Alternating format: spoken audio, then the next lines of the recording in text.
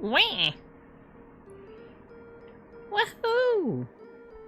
Happy Monday! Hello.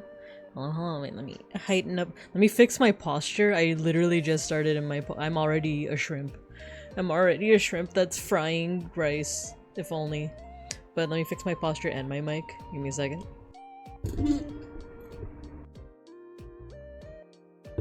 Okay. There we go. I am upright, as all bears are capable of doing. But hello, shrimp bear! She scrunkles her suit. It's not a suit! I'm a bear. Hello, Mikaniru. Hello. Wait, let's scroll up and see who we got here. We'll yap a little bit. I know that people did some resubs. We'll get into it. There's much to yap about, as the title implies. So let's see who we got here. We got Saribot, a rock. We got Matthew. Thanks for the 33 months. Ah. Harpsichord Enjoyer, hello. Gojikins, hello. You guys are getting your stickers. Folk, hello. Get your stickers. Soten Bori, thank you for the 18 months. What's poopin', everyone? Not much. Not yet, at least. Not... Give it some time. I did just have a meal. Give it a little bit of time. But hello, we do have a hype train. Wow, nice. Ah, hello shrimp bear. Hello, the shrimpening begins. Yeah, I'm already shrimping.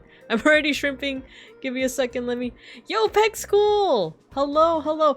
Oh my gosh, I just had this conversation with Mega Bronson in that, like, I knew that you streamed, but like I always hesitated to follow you back because I realized too late that I wasn't following you back for the longest time, and I was like, oh, I'll do it soon.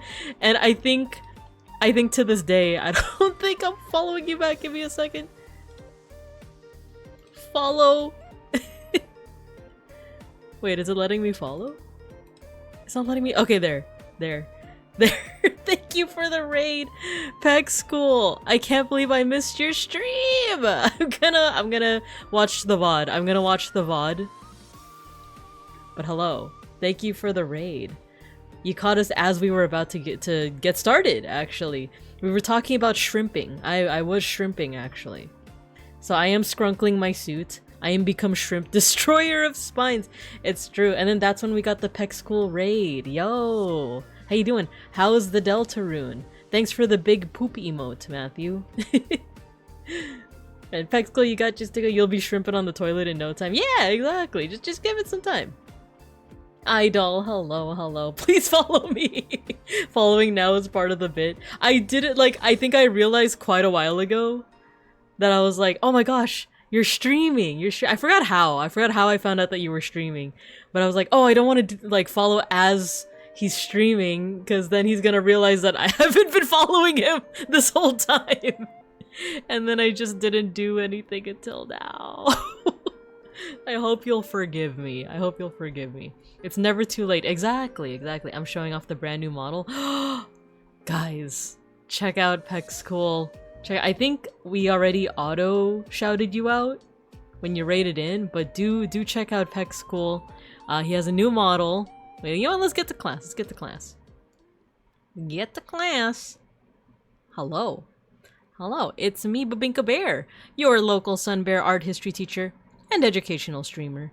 And today we're just yapping about the weekend.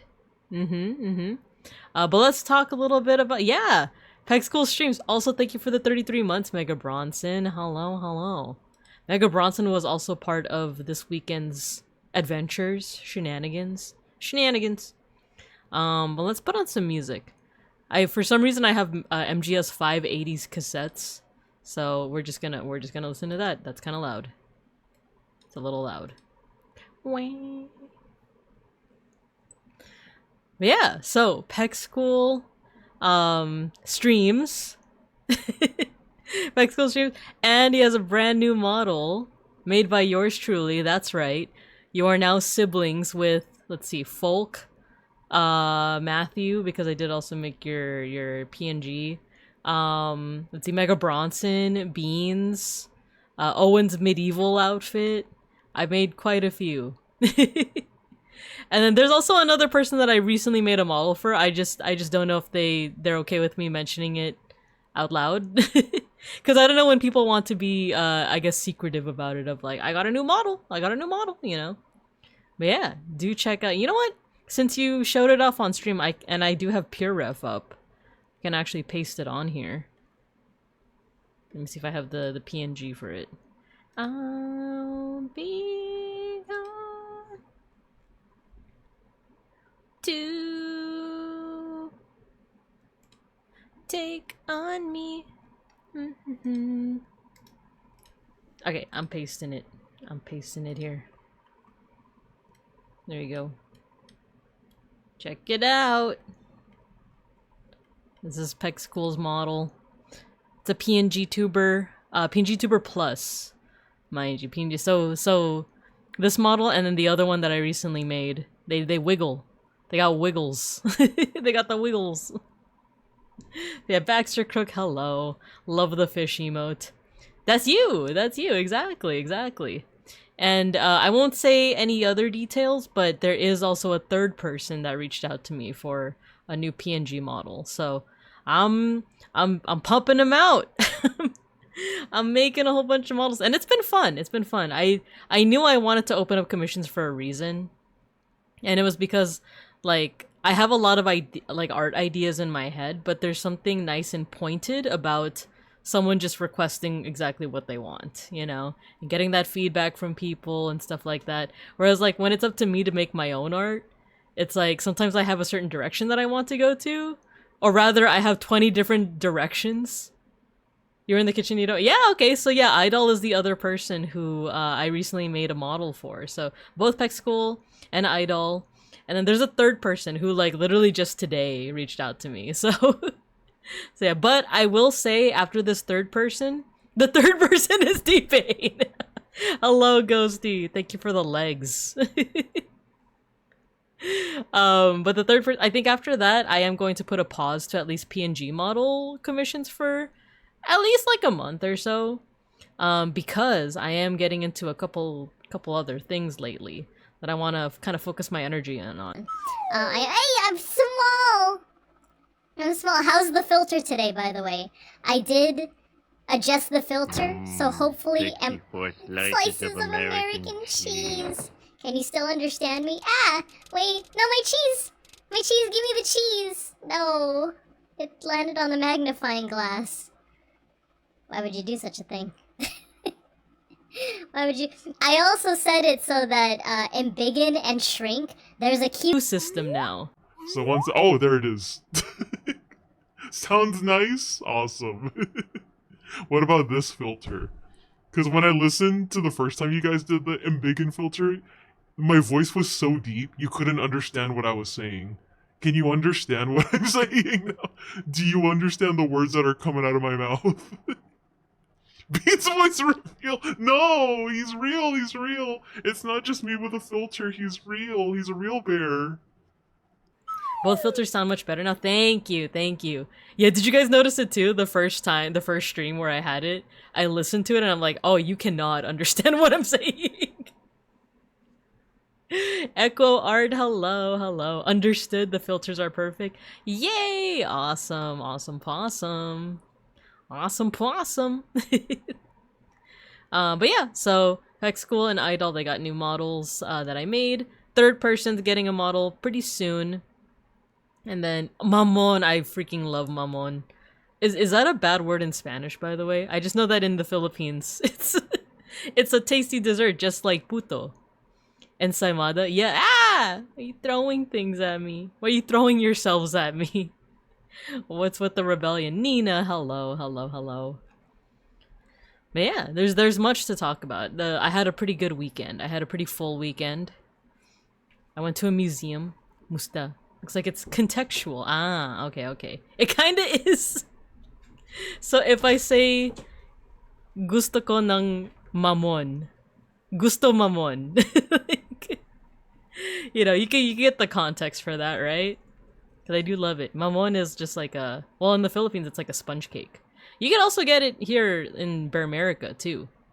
but it's you get it from places like Red Ribbon, not the army, not the DBZ army, but and Goldilocks, which they're not the same thing, right? Like, I always get confused because there's like Red Ribbon and then there's Goldilocks, which are both like Filipino bakeries. And like and I keep forgetting, like, did they merge? Are they still separate? Like, what, am I thinking of another one? Is there Goldilocks here? I remember seeing Goldilocks here. They're separate, right? Hello, Chillstoner 420! Yo! Mama Bear need her Diet Coke. Thought it might work. Are you reciting the lyrics to a song? Because I actually, when it comes to Diet Coke and diet beverages, never touch this stuff. I just don't like the fake sugar flavoring. They're separate. Let's see. Pretentious, arrogant, dumb. Mostly, apparently, it can mean some kind of sweet, but I'm having trouble finding that one. Yeah, so there's like a Filipino sweet called mamon, but yeah, I know that like mamon in the context of like Spanish too can be like an insult, right? Goldilocks has a pattern that's the same as the private school uniform in the Philippines. There's a, oh my god, that sounds so familiar. But yeah, there's like a place called like Goldilocks that has like, you know, Filipino treats. Like the same kind that you see whenever you redeem, or 1-point redeem, or scratch and sniff a sticker. Poveda? Poveda. I'll look this up. Poveda. Oh, it's a private college. Okay, if you just look at images, it's a guy. It's like, it's literally a dude. It's just a dude. But yeah, so I've been doing lots of art stuff lately, but this past weekend, like I said, I went through a lot of adventures, but I've also been getting into something new, which is, I think I mentioned this during my Saturday stream, but editing shorts, or just making edited content. God, edited is so hard to say with my accent. Edited content. So I've been mostly focusing on shorts, but like, yeah, I'm making YouTube shorts, but I also have ideas on making like longer videos about the backgrounds of Digimon. But then at some point, I kind of wanted to try my hand at live 2D, like rigging and stuff like that. I haven't really gotten a lot done in that regard. I made a little model, and it's super simple. It's basically a baby Digimon from Digimon. It's Punimon. So I just made a model and I tried to make it as simple as possible so that I could learn like the basics of live 2D, but I haven't actually like uploaded the model into the program yet. So, like, I'm too scared. I'm too intimidated. So we'll see where I kind of want to focus on editing first, and then we'll see where the live 2D stuff takes me. But yeah, that's kind of why after this next like commission that I have, I won't be taking any PNGTuber requests for a minute, but I'm still gonna be taking commissions for like basically color sketches, which if you guys are interested, there you go. That's my VGen page. Let me catch up on chat. My school was their rival and we used to tease them about their uniform being Goldilocks. Yo. Dang, there's a certain rivalry that I want to talk about too, but I don't think I can. Editing is big brain. I want to learn a little L2D rigging this year. Same, and like originally for me it was just to learn how to animate illustrations, right? But a part of me is like, ooh, if I do learn how to rig, then maybe I can like attempt to rig my own models and stuff. But I feel like that's still like a long way away. Hello, good evening, church. You'll do very well. Bibinka knows a thing or two about rigging! Excuse you! I know the implication. I mean, implied or implode. That's what I gotta say. It's scary? Yeah, it kinda is. Right? Rigged! It'd be cool to be able to rig my own models just because I have so many like ideas for outfits and stuff. But at the moment, it's just kind of limited to like PNGTuber Plus model or PNGTuber Remix models, which that's still really impressive. This isn't any flack on people who like use PNGTubers to their like utmost limit, you know? I had like a running list of VTubers who basically they use a PNGTuber model, but they use it in such a creative way that like I don't think you need a live 2D model. When you, like, I'm thinking of, was it Western Style Guy? who his model is technically a PNG tuber. Technically, he's a GIF tuber, you know? Like, but his model is so creative that, like, it's basically like a low poly 3D model that is, like, on a constant, like, GIF loop. But it works, you know? It kind of works for his brand, so it's cool to see. Rigged! Yeah, Octopimp. Octopimp is a good example as well. Mm-hmm. Exactly. Watching him talk about it with Joel. Yeah. I'm a former PNG tuber and male VTuber. All of the bad things. No, neither of those are bad. He made a model in Blender and then gifified it. Oh, cool. But yeah, exactly. Like you don't. I feel like for people in the Bybinka is very good at rigging. Hey. So good at rigging. I've never seen someone so good at rigging before. What do you mean by that? She does a good job with PNGTuber Plus also.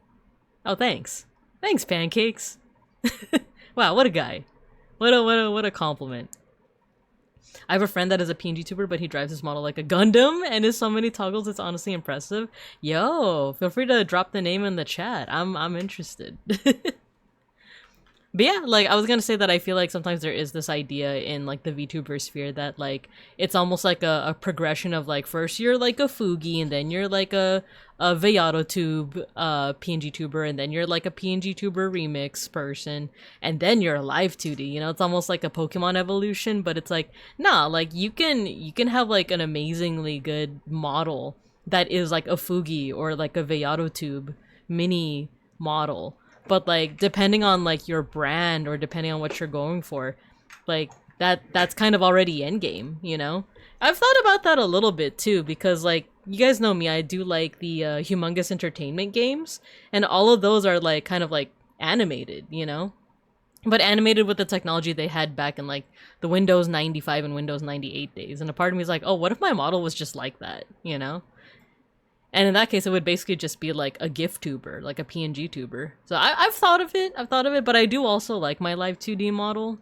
I like how you can see my expressions and stuff. You guys can see when I'm munching on food, like even if I'm muted, you can see me munch. So you're saying I'm a Digimon? Well, that's the cool thing, is that with Digimon, you can digivolve back, or you can de-digivolve back to, like, whichever form you want. Let's see. Oh, unfortunately, links are not allowed in chat, so the link that you just sent, Nina, it got automatically censored, so just drop their username, and I should be able to, like, pop it into, I'll pop it into my own private server, as a reminder to myself. Yes, exactly, the 3D VR chat models as well. Exactly. Discord Reactive Premium, Steam Deck plus pretty responsive model. Exactly! So, like, there's so many different types of model out there that it's really impressive to see. Yo, Prod, hello, you got your sticker. Yeah, thank you, Matthew, thank you. Actrifecta. Oh, cool, thank you for shouting them out, Matthew. Not a link, just felt like cussing. Digivolve into Ultimate. Right, let me... Oh, cool. Cool. Alright, I'm gonna drop them a follow. There we go. Cool. Thank you for sharing the name. Nina, thank you. But yeah, so, let's see, what was I saying? Spin me right round, baby, right round. Hunter 2? Is that another PNG tuber that people are recommending? Let me know. But also let me go ahead and zoom out. So yeah, that's Pexcool's new model. Looking pretty good, right? If I do say so myself. And these are just some images that I got from this past weekend. Yeah. So I mentioned it. 102 is a reference to an ancient meme. Dang, I'm not ancient enough anymore. I thought I knew all of the forbidden texts. From, like, days old. I remember Dancing Baby. I remember trying to think of, like, I was thinking of other old memes recently. I forgot why, but it was like the demotivational posters and all of that. And I'm like, dang. I thought I knew all of them. Get off my lawn. Ooga chaka, baby. Ooga chaka. I can't fight this feeling. Long cat is long. It's a hey, if you type your password on Twitch, it auto censors it for you. Oh, I see. Instead of like, you know, password, password 123. And then you type 7 asterisks. Hunter 2. I thought it would be something more risque, right? Wow, it works! Really? Let me try it out.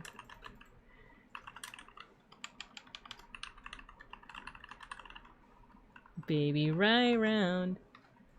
Hey, you guys lied to me. You guys lied to me. You said that it would censor my password. You guys are McLiars. How dare you? Anyway, don't try that password anywhere. I mean, you guys can't see it, right? You guys can't see it, right? Don't look now, but Gullible is on top of Binka's stream? For real? It works while you see Hunter 2, we only see... Oh man. You wish that was my password. You wish that there was some nefarious plot for me to eat you guys. Gullible's on top of Binka's stream. I mean, you say that. You say that, and yet. And yet. Let's hide it over here in this tree. Well, the pin. It's on top of chat? I'm not gonna believe you this time. You fool me once, shame on you. Fool me twice, you can't get fooled again. You just can't. It's one of my favorite Bushisms. But yeah, so this was my weekend in a nutshell. I had a cool jade drink. They gave me liquefied jade. Me and Beans went to this like vegan Chinese place in Los Pincos. It was really good. A little pricey, but pretty good, you know? It's like building an immunity to being fooled. Which I would never be fooled. Ever. The heck is up there in the tree? Anyway, yeah, Beans and I, oh yeah, I think I mentioned this during the Saturday stream. So our anniversary was on last Friday, but we weren't able to celebrate because of various civic duties that Beans had to attend to. Civic or civil? Anyway, he had to do a thing that is legally required. So we couldn't do it on the Friday. So instead we continued our anniversary celebrations into Saturday. So yeah, Binka having cool adventures. Yeah, it doesn't happen often because my social battery depletes pretty fast. But I was with good people. Well, on the Saturday it was just me and Beans. And then on Sunday it was me, Beans, and Bronson. So, good times. But yeah, for the Saturday, we ended up going to this vegan Chinese place. I mean, if you guys are ever in the area, I feel like it's not dox-worthy if it's a place that I visited and, like, we'll probably not visit for a while, right? But if you guys are ever in the Los Pincos area, check out a place called Men and Beasts. It's vegan Chinese, but it's pretty... It's not upscale, like, you don't have to, like, dress fancy for it, but they have things like tea ceremonies and, like, the food is pretty pricey, but like I said, it is pretty worth it, in my opinion. But this is what we had, and let me go ahead and zoom in. You guys can see. We didn't get a picture of everything because we were pretty hungry. So as soon as the dumplings came out, we freaking inhaled them. So in addition to what you see here, not only is this kung pao tofu, there was rice. I didn't take a picture of the rice because it's rice. You can probably just imagine what rice looks like. But we also had a lot of dumplings. We had these like vegan cheese rangoons. And then we had something called monkey buns, which is basically, it's like char siu, but vegan. I don't know what they use for protein, but it was good. Men and Beasts, MIB? Sounds like a front. All I can hear is Uncle Roger for some reason. What do you mean? Yeah, you can imagine rice. That always happens to me. I get burger, I intend to take picture, and then burger is eaten. Exactly. Or the thing happens where, like, I take a bite, and I'm like, wait, I forgot to take a picture. Which, by the way, I actually have to be, I have to take more pictures of my food. I used to, like, back in my like 20s and in college, I used to definitely be one of those gals, right? One of them millennial gals who always took pictures of her food and posted it on the Snapchats and the Instagrams and all of those things. But then I stopped after a while. I got into this whole like, no, you gotta take less pictures and just live in the moment, like type stuff, right? Which I still kind of do that, but Uncle Roger has strong opinions about vegan food. In character, I'm remembering who Uncle Roger is right now. I don't know why for a second I forgot who he was, but now I remember the orange shirt, right? Oh my god. Emotion. He didn't do emotional damage. He didn't do that quote, but his accent, his fake accent, mind you, like reminds me of that. Emotional damage. More pictures of spaghetti. But the reason why I have to be more vigilant about taking pictures of my food is because I said this on Twitter, but I have a personal trainer now. I have a personal trainer who gave me some, we're working together for the foreseeable future for me to essentially get a little bit more fit. And you guys might be familiar with my personal trainer. He goes by the name of, yes, it's Sklimbo. It's Sklimbo. Sklimbo is my personal trainer. He offered it. Wait, let me do shout out to VTuber Mail. There we go. Thank you, Matthew. Let's see. Weegio watching Jamie Oliver. Can't spend the time to take picture when hungry. That's the big thing too, is like, part of it is like, oh, I want to just live in the moment and take less pictures. But then the other part of it is like, sometimes I'm just hungry. I'm hungry and I just want to eat the food.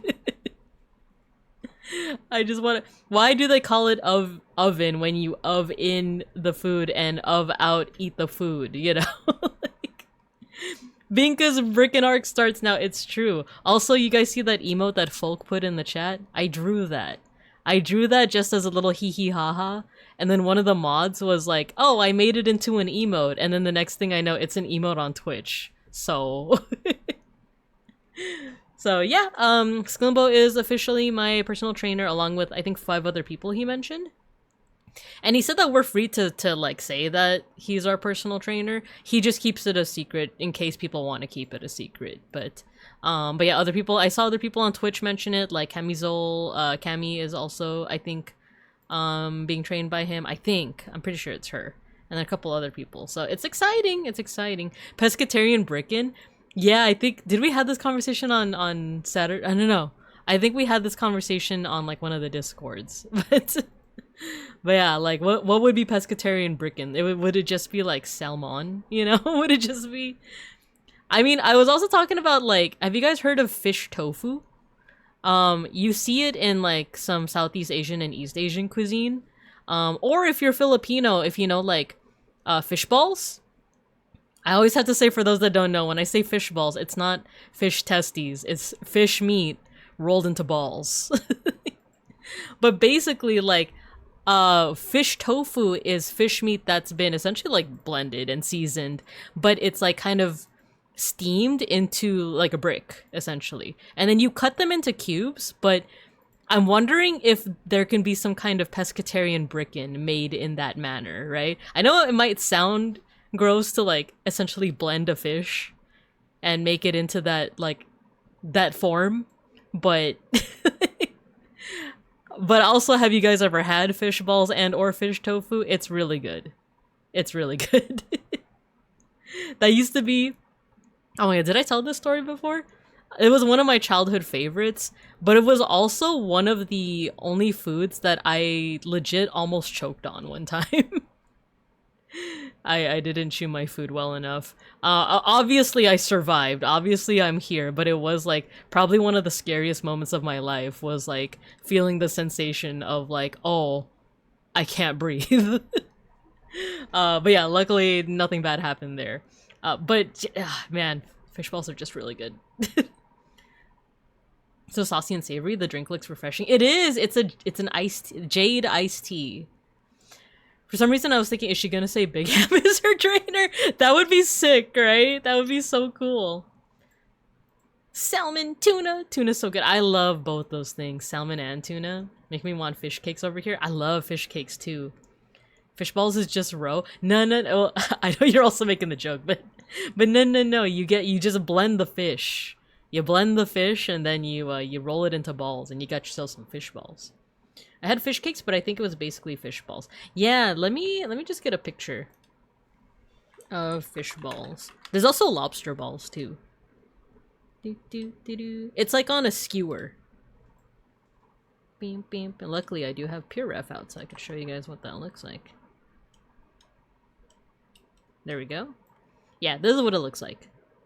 And usually, yeah, there is some kind of like sauce on top of it that it's just so scrumptious. It's very, I guess, like not acidic, sour. Very sour. Fake crab is blended fish. Oh yeah, that's right. I forgot that that's what is it? Imitation crab is. She might be a ghost. Oh no. Roa's seafood popping boba. It is. Looks yummy. It really is. Like I said, this is one of my like childhood favorites. Like my dad would make this all the time. This and shumai.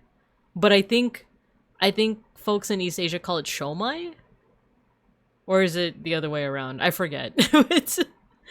But basically it's dumplings. It's dumplings. But yeah, so yeah, we had the vegan Chinese food. We had the monkey balls, which is not monkey balls, monkey buns.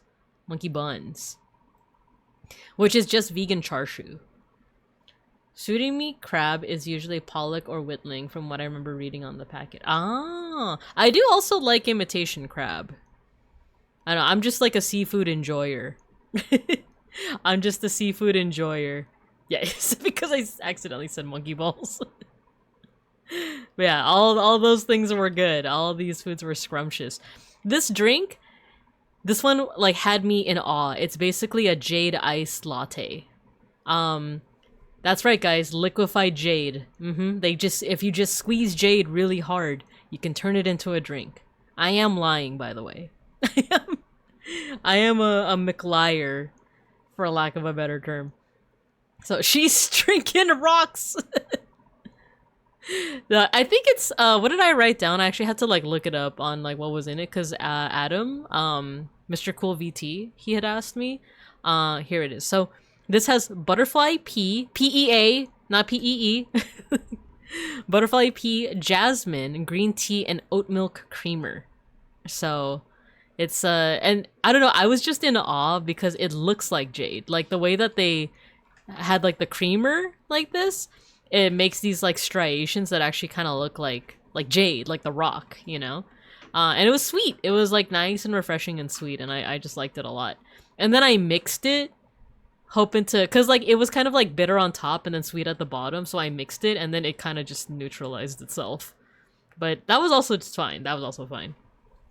This weekend I'm making fish cakes. This is your fault, Binka? Send some to me. Send some to me. I do like fish cakes too. That's just monkey but wait. I can't believe our teacher would just spread misinformation like that. It's only a joke. It's only a joke. Because, you know, no one actually spreads misinformation on the internet. You know, that's just unheard of. That's just something that people don't do. I can't believe people would.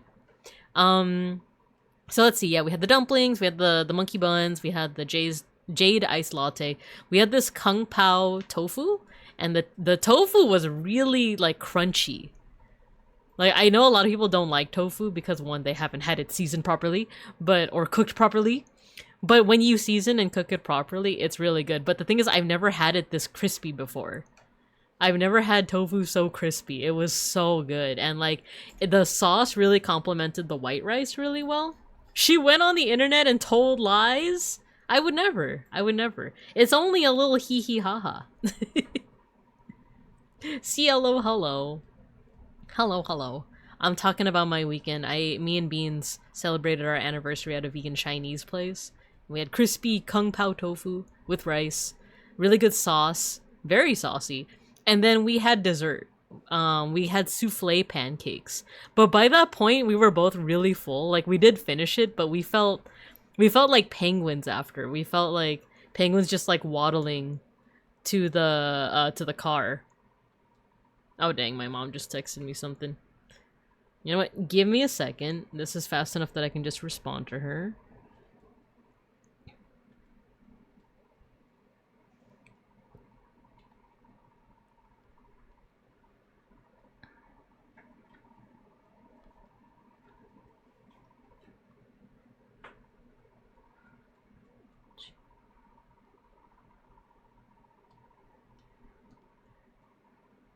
Okay.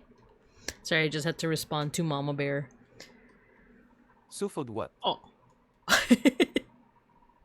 Souffled, waffles. Souffled waffles, of course. Yeah, we had souffled pancakes. And we even made that joke, too. Me and Beans even made that joke. We were like, what if they bring out a plate and it's just pancakes, but he's in a cute little, like, you know, Chinese outfit, like the... Was it? Like a chi pao?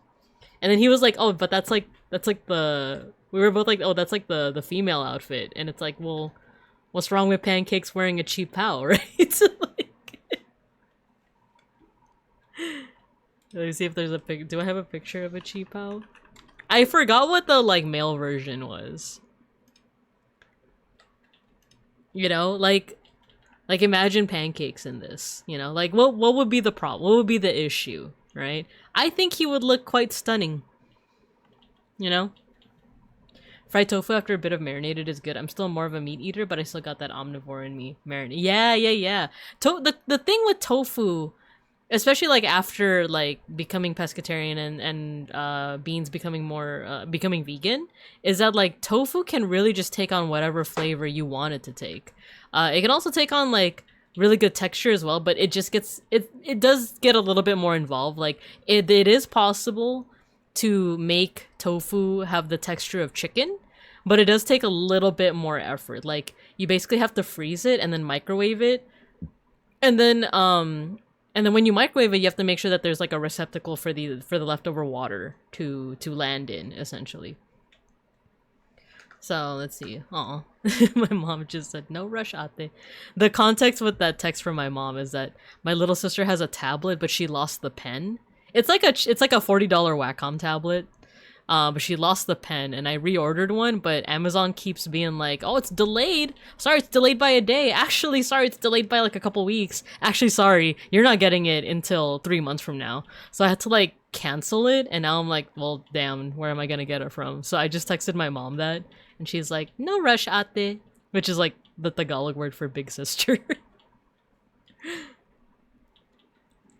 Let's see. But yeah, like tofu can really take on whatever flavors and textures you want it to. It just depends on how much effort you are able to put in, because like I'm gonna be real for you, I do like the chicken texture sometimes, but I kind of don't want to go through the trouble of what's it called, like freezing and microwaving the tofu, and then you have to let it marinate in some sauces and all that. So yeah, I like how the caption said, what's wrong with pancakes wearing a cheap towel? No, captions. Wait, can captions get the word? Maybe it's because I'm not pronouncing it right. Cheapao. Cheapao. Cheapao. Cheapao. Nope, it keeps saying cheapao. No problem with that either. That said, if I'm looking for a meat analog, I tend to favor mushrooms. Yes, yes. Mushrooms are so good. I know that there are people who have like texture issues with mushrooms.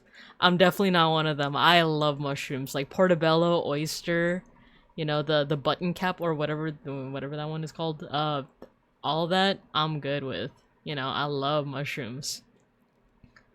Oyster mushrooms are the answer to your chicken texture desire. Yes, actually, Beans and I during the shortly after the pandemic, or rather like around like 2020, 2021, we used to go to like a fair. It was like a weekly vegan fair, and there were a lot of businesses that specialized in like deep frying things, and it was mushrooms, but the breading used the exact same like recipe as like your favorite fried chicken places. So it's basically like the same thing, but it's just like a little bit different texture wise.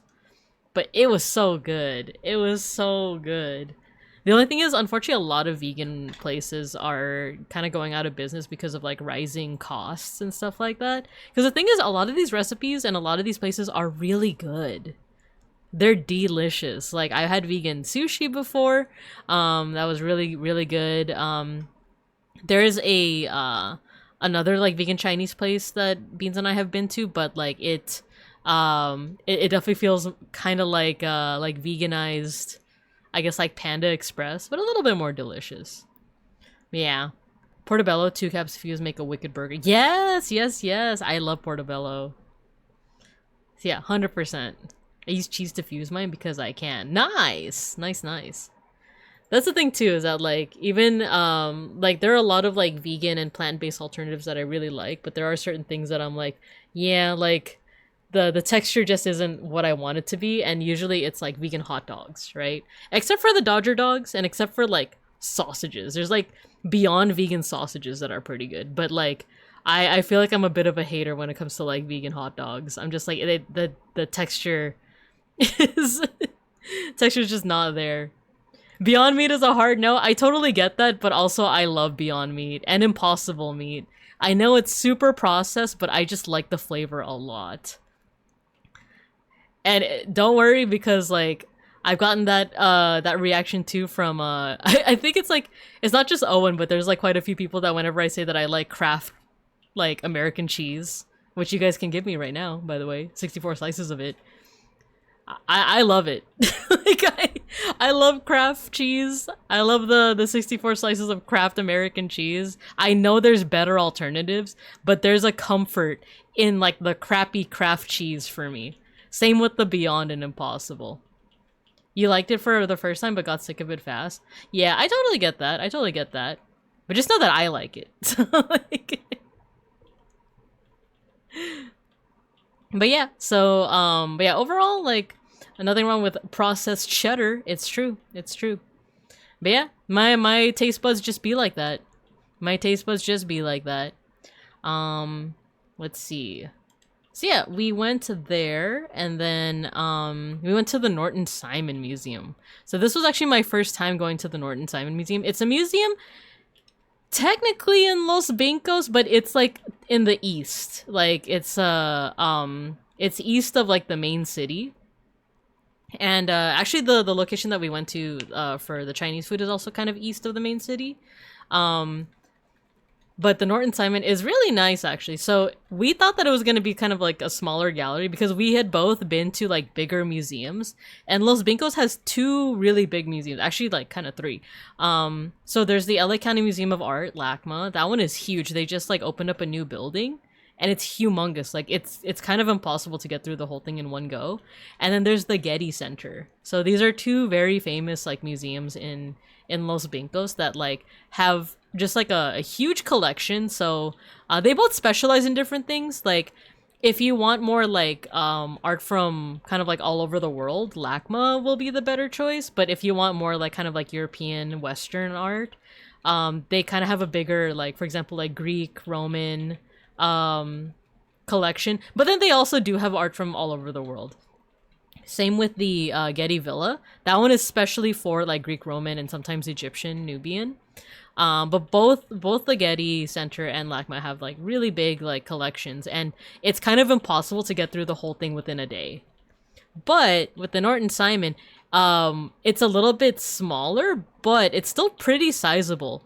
Because on the other side of the spectrum, Beans and I have also been to like way smaller museums that you can 100% get through the entire thing in a day. For example, like I think I mentioned this museum before, but there is the Fowler Museum and the Hammer Museum next to UCLA. Both of them are small enough that you can get through both of them like within a day. Or you can get through one within a day, and then depending on your stamina, you can probably get through the second one within a day as well. And then there's also a whole bunch of galleries that are basically just like a single gallery space. So that's one side of the spectrum. LACMA and the Getty are the other side of the spectrum. Norton Simon is smack dab in the middle. So it's like, it's big enough that like you can technically get through the whole thing in a day. But if you don't have a lot of stamina, if you're like us, you're in your mid-30s and you're kind of lacking in the stamina department, it's kind of difficult. So we actually didn't go through the whole thing. We there's like 4 different or 5 actually. There's 5 different wings in the museum. We got through like 4 of them, and we were kind of speedrunning it. Like, it was also because like we were still like really digesting our food from the Chinese place too, and like I said, we were like waddling to the car, you know. So we got to the museum, and the wings are separated into you know what? There might be a map. I might be able to show you guys just like a map. Eye to eye, shy, shy, hush, hush, eye to eye, shy, shy, hush, hush. Oh, cool. There's just the website. The website shows it off.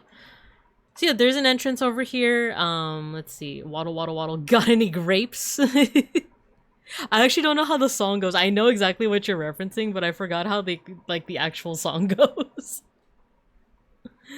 But yeah, so we went through the main entrance here, and then as you can see, I might need to zoom in a little bit more. So the 4 different wings are here. There's a wing for just 14th to 16th century, and that is 1, 2, 3, 4, 5 separate rooms. There is the 17th and 18th century ones. That's the one wing that we didn't go into. Because honestly, I was a little bit more interested in 20th and 19th century stuff. But I do also like medieval works a lot, so that's why we also started off in like 14th to 16th century. So there's 14th to 16th century. There is 17th to 18th, which we didn't go into. There's 19th century, and then there's 20th century. So, and if you need kind of like a reference point for like these styles, 14th to 16th century is getting into like medieval. 19th century is stuff like the tail end is like Van Gogh and like the Impressionists and the Post-Impressionists, but like the beginning and middle of it is more so going to be like landscapes, and kind of like a realist portraiture, stuff like that. And then 20th century is more of the modern and contemporary art. Yeah, the duck song. It's been a minute. I envisioned the duck in my head many times. Oh my god, it's Kids in America. Bye. Yeah, what is my mom texting me with? No. Nothing. Okay. So there's 4 wings, but then there's also another wing not underground, but basically there's like a basement level, and it is fantastic. So that wing is all dedicated to South and Southeast Asian art. So like Hindu and Buddhist art, which we'll probably see during today's Anthropium as well. But here's some pictures. Whoa. Everybody lives for the music around. But yeah, let's go ahead and zoom in on these pictures so you guys can appreciate it as well. Yeah, I believe this is in the this was in the 14th to 16th century wing. So you do see things like super medieval, like Renaissance, or super medieval into Renaissance. I think this is actually more so late medieval, or maybe even like high medieval. But yeah, you get stuff that's like these religious iconography. It is getting less into the like kind of homunculus baby Jesus state, because this is still kind of like a weird looking baby, but he has a little bit of fat in his cheeks. There's some fat in the arms, right? And he's kind of reaching out tenderly to Mother Mary over here. So it's going away from the idea of baby Jesus as a homunculus, as in like a small miniature person, a balding man, but small. And now he's starting to look more like a baby. So this is kind of like late medieval. And I like the gilding on this. I like the gilding and like kind of the calligraphy over here. I thought that was really neat. Her crown is jutting out, by the way. I thought that was a really cool detail. That like the crown is like, it's not exactly 3D, but it's like jutting out from the painting. So that was pretty cool. And then there is more 16th century stuff where there's more of a concern into like realism. This is a cute portrait, or this is a cute artwork. This is Joseph with baby Jesus, and I just thought it was like a really cute tender moment between them, because like a lot of I think when people think of like, you know, Joseph in the like role of like Jesus's story, you know, like Jesus is the son of God and all that, but Joseph was the father that stepped up, if you know what I mean. But yeah, I don't know, like this was just such a tender moment that I had to I don't know, I had to take a picture of it. It was really cute. And if you juxtapose the two of like baby Jesus with Mother Mary and baby Jesus with Joseph, you can also see kind of like the stylistic changes from like the 14th to the 15th and 16th century, because it's like, yeah, the like still kind of looking like a balding man, but he's got a little bit of like, you know, a little bit of chubby hands on him.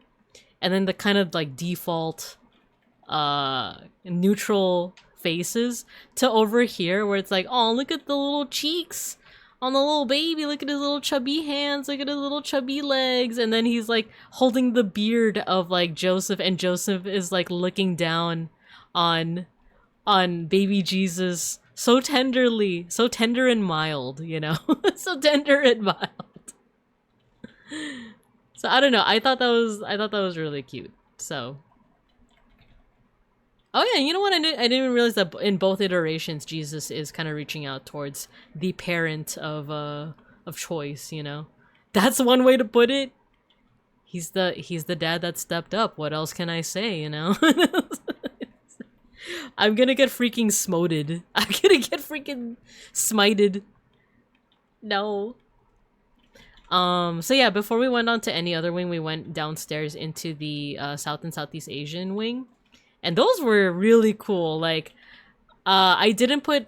So, basically, the entire wing, it kind of, like, it goes straight into kind of this cool garden area. And there's this window.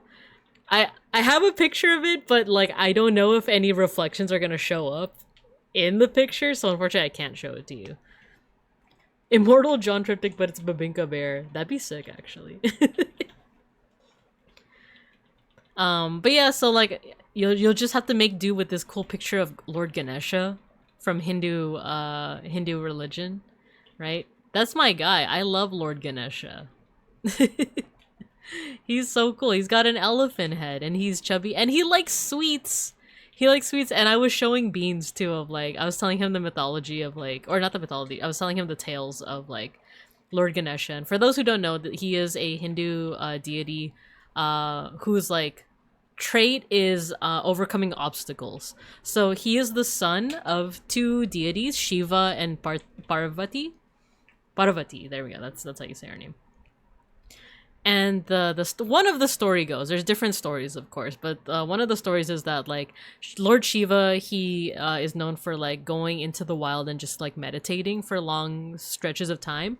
So during one of his like meditation sessions, his consort, Parvati, is, you know, she's lonely. She's lonely and she wants a companion. So because she's a goddess, she's able to just kind of like spontaneously like create her own child. But technically it's also Shiva's child, you know, like even though she is the sole creator of the child, technically Shiva's also the father. So like there's that. But when he's born, the child's name is Ganesha. When he's born, he has a normal human head. But as the story goes, Parvati was bathing and she ordered her son Ganesha to go to like the front of like the bathhouse and guard it, make sure that no one comes in, right? And then who should come back from his meditation session but Lord Shiva, right? So he comes in and he's never seen this little kid before who's guarding, you know, his wife's palace, or his wife's like bathhouse. And the kid, you know, following orders is like, you can't come in here. This is my mom's place. You can't come in here. And she was like, what the, like, get the heck out of my face. And maybe in a little bit of an overreaction, he takes his trident and cuts the boy's head off. So that happens. Parvati comes out and she's like, man, what the hell? Like, what the heck? That's our kid. Technically, it's your kid, but like, you know, that's our kid. If you don't fix this right now, I'm gonna go sicko mode.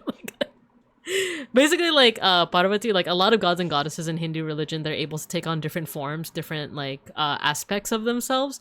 And Parvati had two that were really fearsome. So there's Durga, the warrior, and there's Kali, who's like the really fearsome goddess, where she has like the sick like necklace made out of human heads and a skirt made out of like human arms. But she's also this like incarnation of like rage and kind of vengeance. Like she's not a demon, she's not evil, but she has this kind of like righteous fury about her, right? Full on Insano style, exactly. So like she was just like, oh, I don't want that to happen.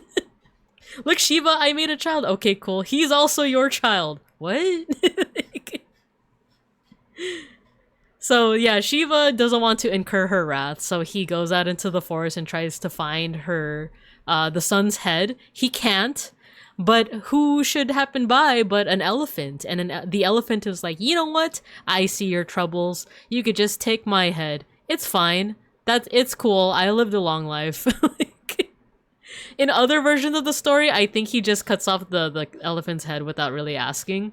And then in other parts of the story, in other versions of the story, it's an elephant demon. But nonetheless, no matter how it happened, Shiva gets an elephant head and like puts it on top of his son's body, and the son kind of like, you know, becomes a little bit fatter to support the head, and he gets revived. And that's why Ganesha has an elephant head. Or at the very least, this is like one of the stories in which like how Ganesha gets his elephant head. What a crazy story to join in on. Hello, Nap. Hello. Me and Beans had our anniversary this past weekend, so we went to the Norton Simon Museum here in Los Pincos, and it's really cool. They have a lot of art from the 14th to the 20th century, as well as some South and Southeast Asian art. So I was just talking about all of that. Dove Beetle, hello. We do have an ad break coming up. But yeah, that's why I just love Ganesha, not just for that story, but also because he's kind of childlike in a lot of stories, and a lot of his iconography has him like snacking on sweet things, you know. Like there's one sculpture where like his elephant trunk is like on top of like a jar of sweets or like a bowl of sweets, and he's about to munch on them, and I'm just like, wow, he really just like me for real. So I think Lord Ganesha is very charming. I think he's awesome. Nice, and congrats, happy anniversary. Thank you guys, thank you. It was a nice anniversary. Have you noticed how in human folklore animals are very okay with sacrificing themselves to gods? I know, very, very human-centric if you ask me. And then Mauser, thanks for joining in. Thank you. Have some good sleep. But yeah, ad break happening. I'll see you guys in a couple of minutes. It's happening right now. Ah! Enjoy your ads.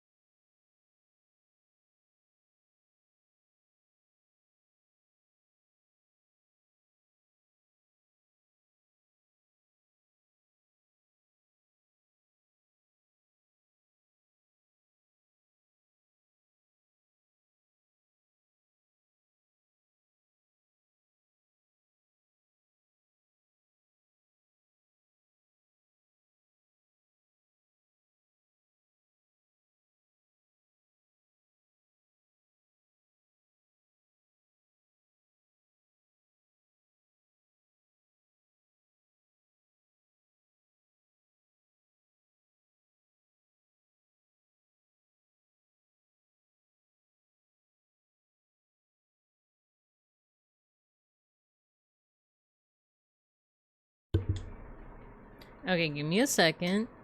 I'm actually adding a couple of other images to the pure ref. Because this made me realize I do like talking about Hindu Buddhist stuff. Or at least what little I know of it. And I did find the pictures of like the little garden area. And it doesn't seem like it has any reflections. Any glass reflections. So I think I can add them here. So let me just add a couple of thingies here. Okay, so welcome back from ads. Hello, hello. Let's see, in Mexican folklore, the bunny on the moon was like, "You hungry? You can eat me! Eat me!" I don't know why that reminds me of, yeah, wasn't there like, either an Aztec or like Nahuatl tale of like how the sun and the moon came about? And it's, well, this is like one of the many versions, right? But it's like various gods, were kind of like, they had gathered and like someone had to essentially like sacrifice themselves in order to create either the sun to create the sun essentially. And then there were like two gods, right? There was one who was like very sickly and then one who was very like gorgeous and pretty. But the gorgeous and pretty one was like too scared to sacrifice himself because I believe he had to essentially like leap into a fire in order to sacrifice yourself. So he was really nervous. So the sick guy, I don't know if he was like fed up or something, but he was like, you know what, I'm just gonna do it. So he like without fear leapt into the fire and he became the sun that we have. And then I think the pretty guy, he like eventually leapt in, but like his light was like diminished because he was like cowardly about it and he became the moon. And then there's like a similar yet like related story where someone like threw a rabbit onto the moon and basically like slapped the moon in the face with a rabbit. And that's why there's like a rabbit design. Like the craters on the moon kind of resemble like a rabbit, you know? I don't know how much of that story I got right, but I don't know. I just remember like little bits and pieces of like, yeah, there's rabbits involved, there's jumping into a fire involved, and all the things. But I added a couple more pictures. Because we just finished talking about Lord Ganesha, who, like I said, I love him. But we also saw this. So this is a picture of, like I said, there's a garden area outside of the gallery space. And there's, like, this really big window. Sounds about right. Nice. There's this cool garden area. And there's, like, this big window that lets you see into that garden area. And it's just this really nice, peaceful, like, scene with, like, the statue... I'm pretty sure this is Buddha Shakyamuni, aka the Buddha. He's on this pedestal with like the tombstone information, but he's also surrounded by nature, and it's just really cool. It's a really peaceful like location. And then there's also two statues of what's called Shiva Nataraja, which is Lord Shiva, the god of destruction in Hinduism, and it's his aspect as the dancer, the lord of the dance. And we had this cool, like, kind of, like, laminated thing, or this cool, like, kind of informational thing that shows a lot of the symbolism. So we could take a look at it together, because I just love this stuff. So Shiva is one of the principal gods of Hinduism. In his form as the Lord of the Dance, Nataraja, he displays both destructive and regenerative power. So within some sects of Hinduism, the three supreme gods are known as the Trimurti, and they're like a trinity essentially. So there's Brahma, who is the creator god, there's Vishnu, who is the sustainer god, and then there's Shiva, who is the destroyer. And in a lot of Western culture, there's this association of like destruction as like an inherently evil thing, but that's not the case here. Like here, he's the god of destruction, but it's like either destruction of evil, or it's destruction so that something new can be created, you know? You also kind of see this sometimes with like I know in like I think Polynesian or Hawaiian religion, like traditional religion, there's this idea of like the volcano goddess being both the goddess of destruction and creation, because yes, lava destroys things, lava from a volcano destroys things, but the land that is there then becomes fertile, right? So something new is growing out of that land that was destroyed. So same idea here, that like Shiva is the god of destruction, but he's not like an evil figure. And it's funny because I tell the story a lot to the students that I visit, and whenever I say that like Lord Shiva is the god of destruction, they're like, oh, so he's evil. It's like, no. He either destroys evil, or he destroys ignorance, or he destroys negative things, or he destroys so that something new can be created. So this kind of like explores that, especially as his aspect as the Lord of the Dance. So let's go ahead and take a closer look. We have over here, he has like a third eye. It says here, the third eye, Trilokana.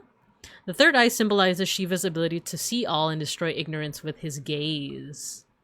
So he has this like third eye on top of his forehead. You can see it over here. 2, this is very blink and you'll miss it.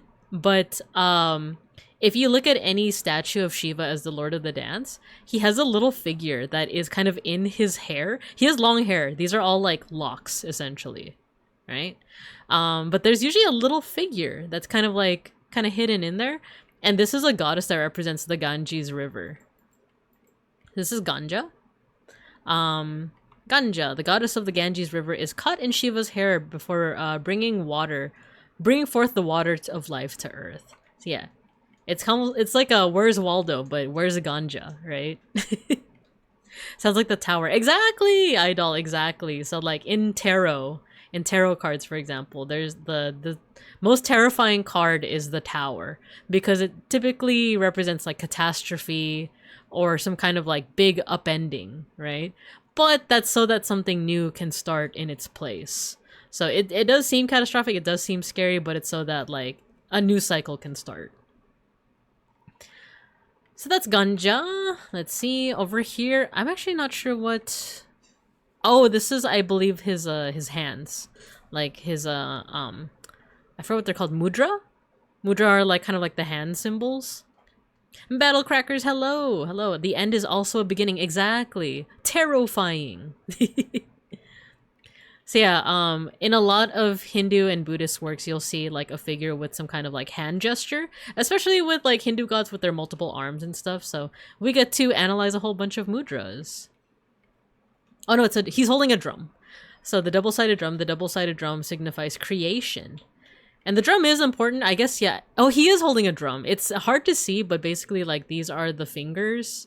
And then here is the drum. Like this is one side of the drum and then this is the other side. So he's kind of like beating the drum with one hand.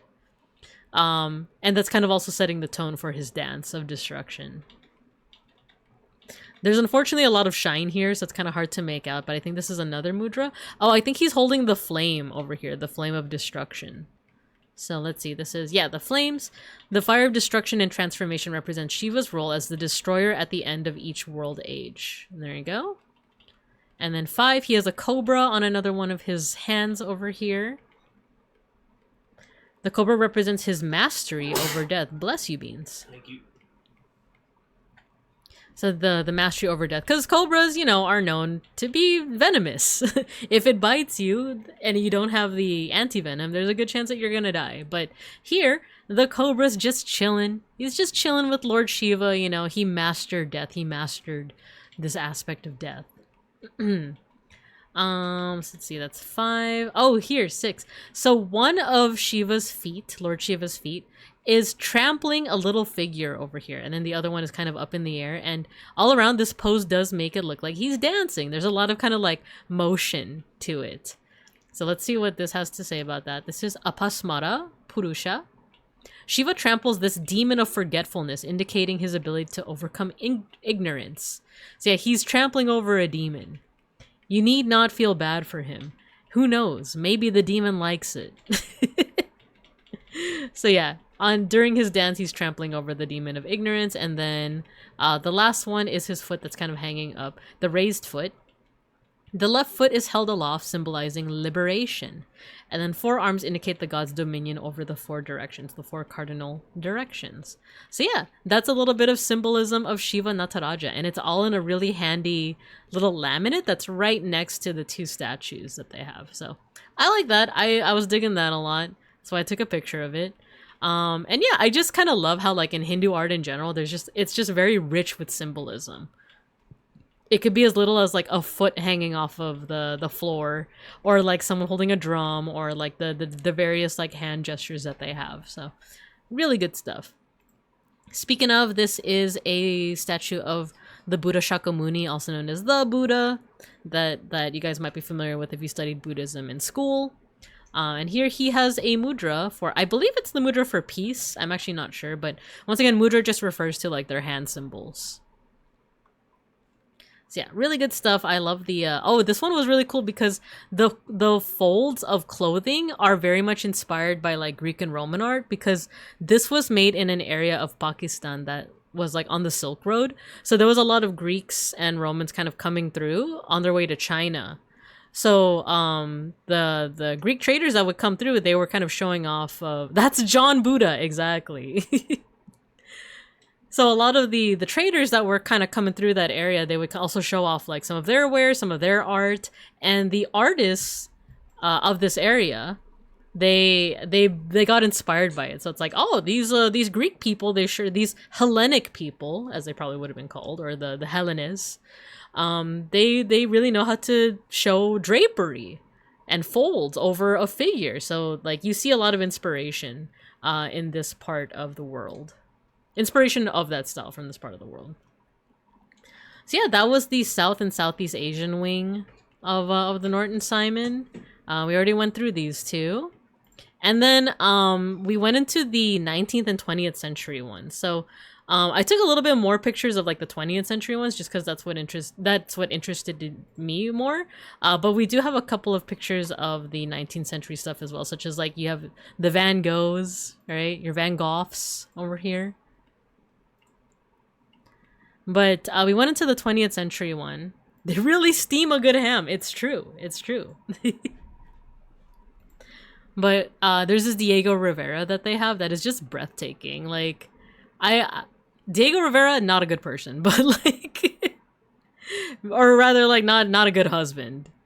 Like, I like some of his ideals, you know, as a fellow left-leaning person, but like to his wife, to Frida, not that great. But I know that Frida also cheated on him, but I don't know. There was just a lot there. There's just a lot there. His art is really gorgeous though. I do like a lot of his art, including this one. There's also a really cool one at LACMA that is the way that they did it too at LACMA is really cool because there is an ancient I'm sure it is Mexican. I don't remember whether it's specifically like Nahuatl, Zapotec, Oaxacan. But it's kind of like this comparison of Diego Rivera's work and this kind of like ancient Nahuatl work as well. But yeah, I'm like a big fan of like stuff like this. And then there's a little bit more. There were some Picassos. Norton Simon actually has quite a few Picassos. This one is really interesting because it's like less into kind of like the it's cubist. It's definitely cubist, right? Because there's this playing around with different points of view. Like if you just look at the white part of this person's face, it looks like a side profile, right? But then you combine it with the rest of the face and it actually looks like a 3/4 view, right? But there's also a lot of experimentation with color. You could see if you zoom in on like certain parts, like this part over here, look at how much paint there is. Like, bro, quite literally laid it on thick, you know, like quite literally laid it on thick. And you can even see like kind of the color mixtures here. Like you can see that he was mixing colors on the canvas itself, because like there's orange here, but then there's yellow, and they're kind of like marbled together. There's also some playing around with like texture on the what's it called, the edges as well. It's funny. Okay, so as I'm seeing like the kind of exposed breasts on here, there was also a gallery in the 19th century wing where it was, I want to say Degas, like Edward Degas' works. I think it was him. But it was a lot of, it was a gallery that was intentionally, like the lights were low because light can degrade pigments over time for certain materials, and it was a lot of this artist's pastel works. I feel like it is Edward Degas, but within that gallery alone, there were 4 different instances of that artist just drawing a nude woman coming out of the bath. And it's funny because like they didn't put it all in the same area of that gallery. It was like kind of spread out. So Beans and I started off on one end of the gallery, and it was like, oh, women coming out of the bath, like nude woman coming out of the bath, you know. And then a few more like cool like what's it called, pastels, right?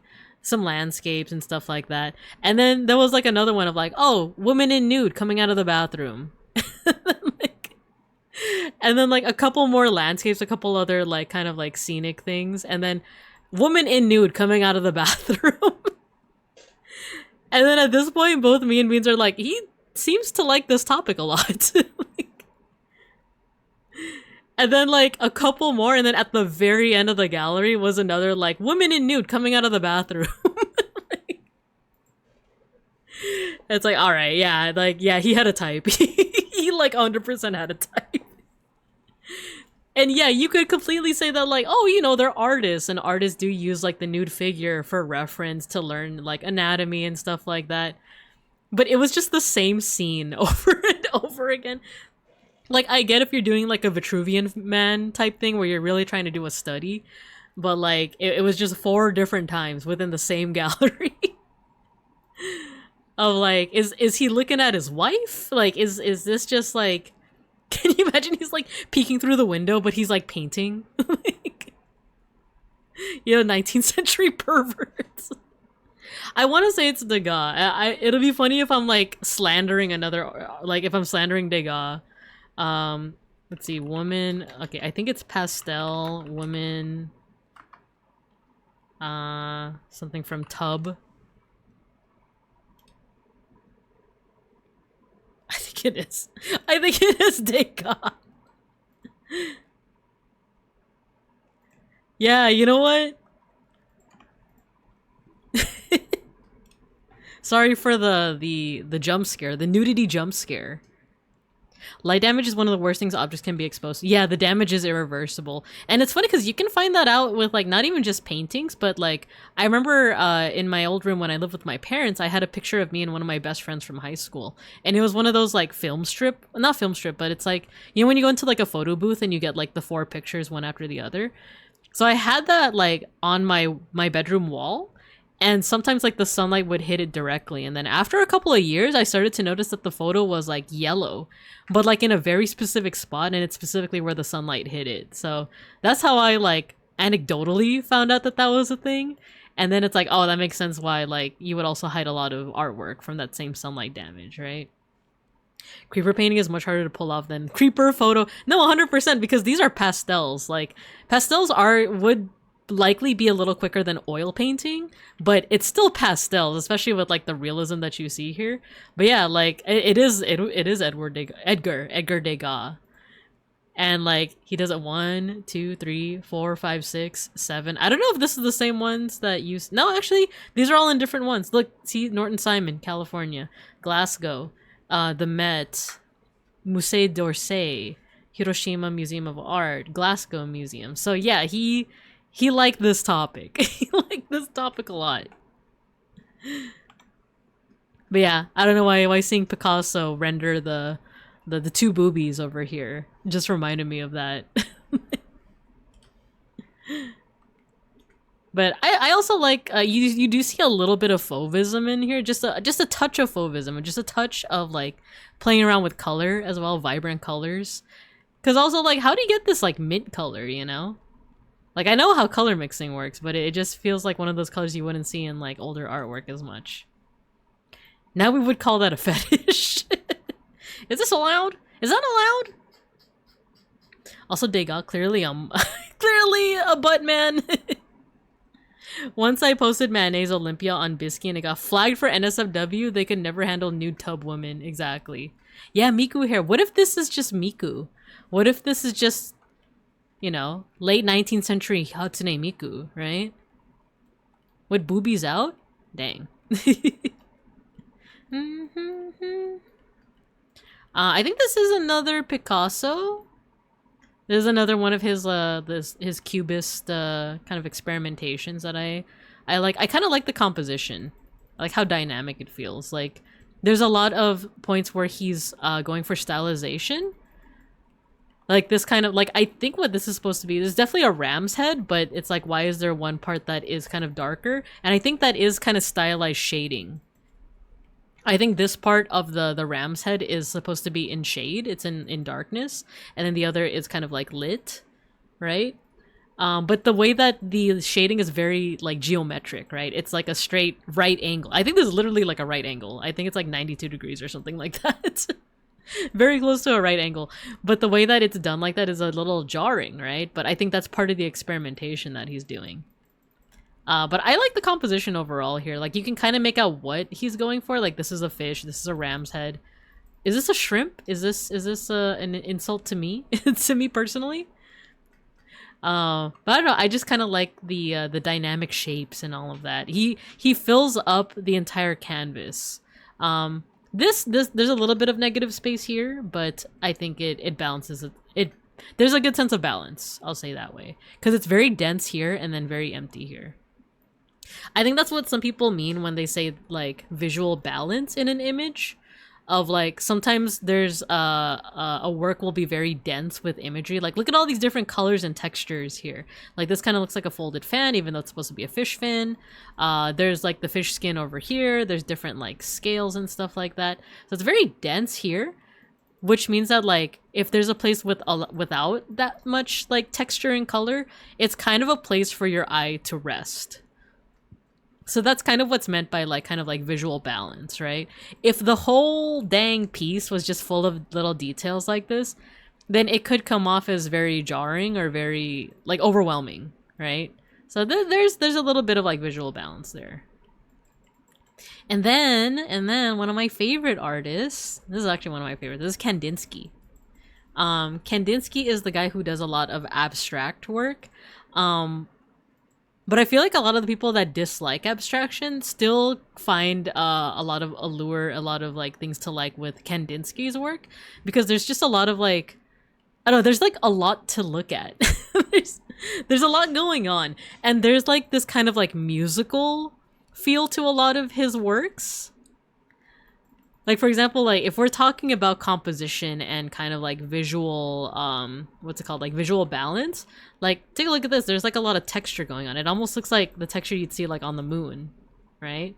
And then other places are just very smooth. Like he kind of just like smoothed out this portion of this circle over here, and like that's all it really needed to do, right? But there's kind of a lot going on here, and I like this one, and I read like the tombstone information. I read like the little like wordage on the sign right next to it, and it was interesting because you could also just appreciate this work on its own without the like the little like caption, essentially, without the information next to it.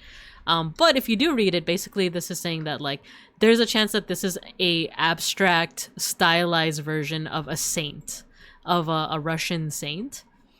Because Kandinsky was a Russian painter. Actually, we could do a little bit of art analysis right here and now, right? Like if you guys take a look over here, there's a lot of things happening. So there's these like zigzags happening that could make this read as some kind of landscape. Like maybe these are mountains, right?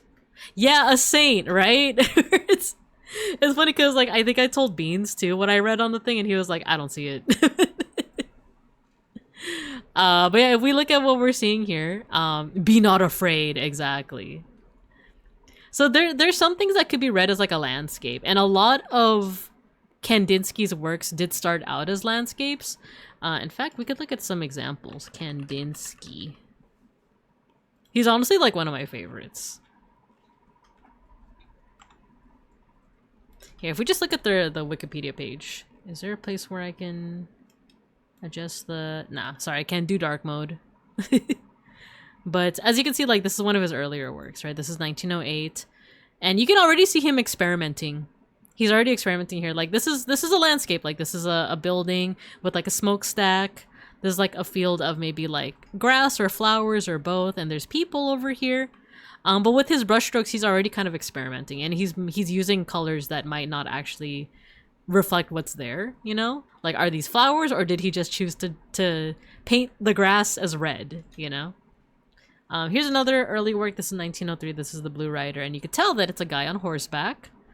You might have to like zoom out a little bit, right? But like, it's a guy on horseback. He has like a blue veil, a blue like cape, and he's kind of like running through a field with trees in the background, right? So it started off like this, and then eventually he started like kind of experimenting more, and here we go. We're starting to see like more of this experimentation where like you can still kind of make out what this is.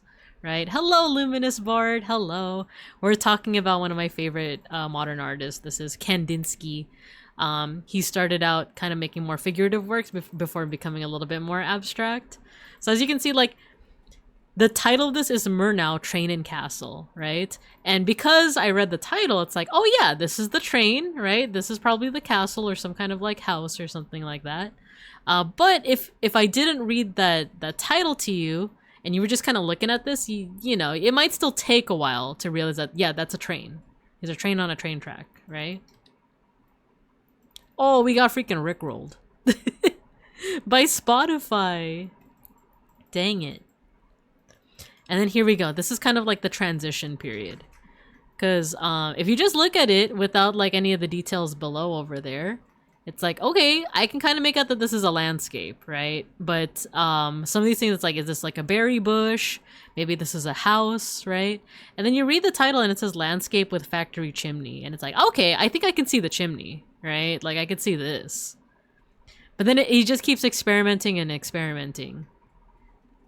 He keeps going more and more. This is called Improvisation 27, Garden of Love. So now it's like, okay, what's going on here? You know?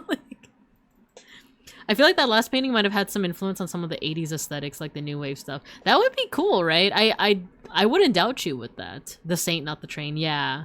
The train was the only thing I saw at first. Yeah. That's kind of the fun of art, is that like sometimes the reason why a lot of modern and contemporary artists just don't title their work is because there are some artists that don't want to, they kind of want to keep their works open to interpretation. And a title can easily set the bias. So if I showed this to you and I didn't tell you what the title was, it's kind of up to you to figure it out, right? Whereas if I tell you that this is like an improvisation and it's called the Garden of Love, then you're kind of, your eye is now looking for like, well, what about this is a garden? What about it is a garden of love, right? So like, I don't know, that's kind of the joy of it, when the artist is kind of like, you know what, it's up to you to interpret it. I just made it, you can interpret it. Even if you get it wrong, I don't care. I'm dead. But yeah, this kind of looks like a stylized sun, right? This kind of looks like the kind of sun that like a kid would draw on their like homework, right? Some of these shapes kind of remind me of like horses or cows. Like this kind of looks like a horse that's leaping up. This could be like a fence, right?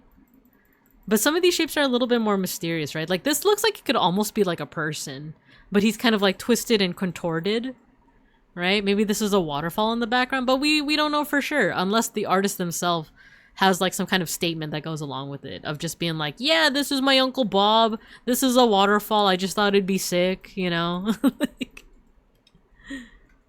but otherwise, it's kind of up to, oh, I didn't mean to do that. It's kind of up to us. That's the fun of it. And then here's some more. These are really like improvisational. First, abstract watercolor. And I know I've said this quite a couple of times, but when I took a painting class, and it was like during the pandemic, I remember like the hardest assignment was abstract.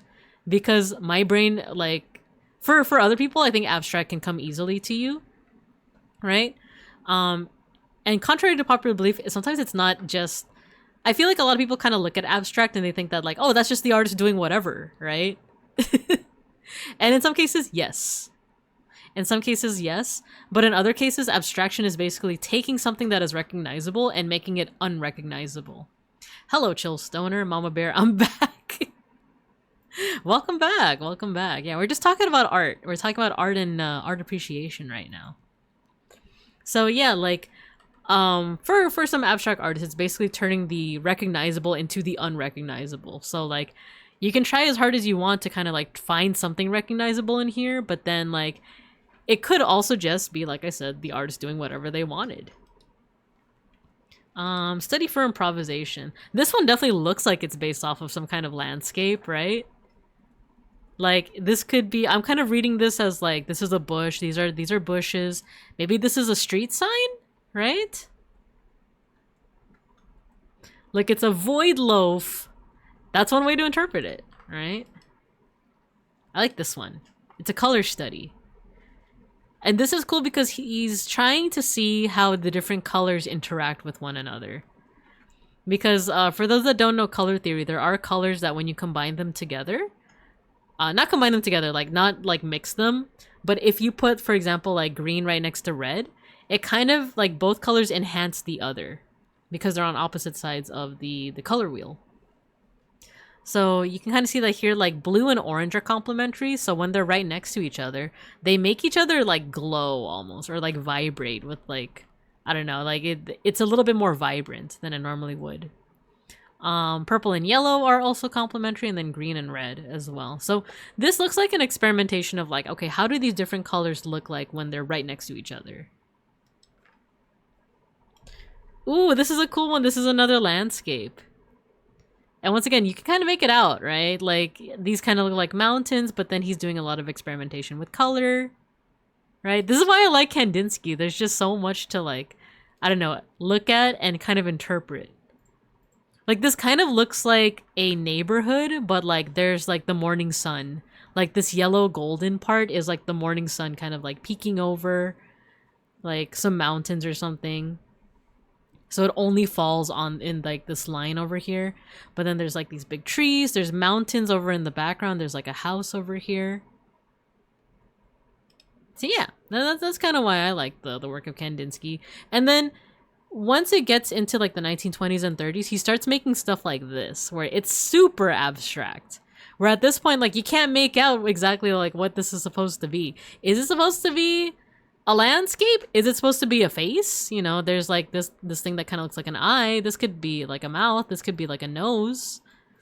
Like, what's it supposed to be? And maybe the answer is it's not supposed to be anything. Because a lot of people have said that like his art feels very musical in a certain way.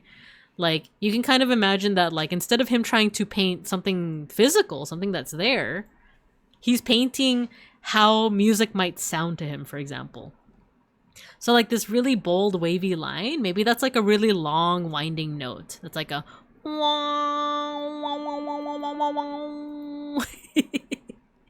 you know? Same thing with like these lines. What if this is like a won't, you know? Because like that is a thing. Like there are people who have synesthesia where like their brain interprets like sounds as taste or colors as taste or vice versa, right? So there are some people who theorize that maybe Kandinsky had some form of synesthesia, but it's also possible that he just wanted to paint, you know, whatever he wanted, and you happen to be able to interpret it as music. Looks like a box art for sick 90s office software, right? Right? Can you imagine just like Windows 98, Microsoft Word, like written on here in kind of like a Times New Roman, maybe italicized, you know, black font. I can imagine it. So yeah, you start to see like these really abstract works, right?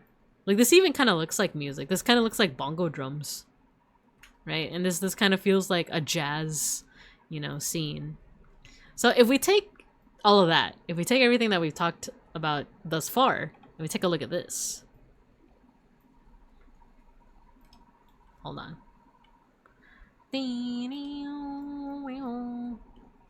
So this one, like I said, you can interpret it as maybe like a landscape. Maybe this is kind of like during his like kind of like middle era where he's still kind of like abstracting things.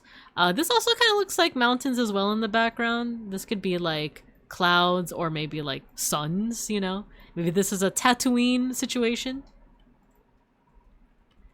Ooh, see that bear. Watch that swing. Digging the dancing bear. But yeah, so according to the signage, you can interpret this work however you want, but if you want one interpretation from the Norton Simon Museum, they said that this could be an abstraction of a saint that is holding a lance and a shield. And one way that you can kind of interpret that is that this circle over here is the shield This line over here is the lance, and this circle is the halo of the saint, or the head, and the body is like here, right? This kind of like checkerboard pattern, right? So that's just one interpretation. If you don't see it, you don't have to see it. It's just an interpretation. That's the beauty of it. You could very well just be like, I don't see it, and that's fine, you know? And once again, that's just like the cool thing, in my opinion. 17. But yeah, that was my whole spiel on Kandinsky. We still have a couple more works to look at, including a Trojan horse, a hunts. This one, I think, did I take a picture of the signage? I think I did. Give me a second. Having the time of your life. Ooh, see that girl. Watch that sing. Digging the dancing queen. Sam Francis. So, this artwork. This is one of those artworks that, like, I think seeing it in person does do it a little bit more justice, because I'll admit that, like, this artwork, when I first saw, like, if you're just looking at the image of this, it looks like an incomplete artwork, right? Like, there's still pieces of, like, the raw canvas that you could see over here, and it kind of looks like the artist just kind of, like, you know, threw some paint on it and called it a day, right? But one of the things that you can benefit from seeing this in person is just the sheer scale of it. This is huge. Like, this is a humongous freaking artwork that, like, it's funny because, like, me and Beans even, like, there's a bench in front of the artwork, and we sat down in front of it, and we were just, like, staring at it for a while, and we were just wondering, like, how did the guy make this? Because it's huge. It's, like, I want to say, like, over 8 feet tall. Like, I want to say, like, maybe even 16 feet tall. It, like, took up the entire room.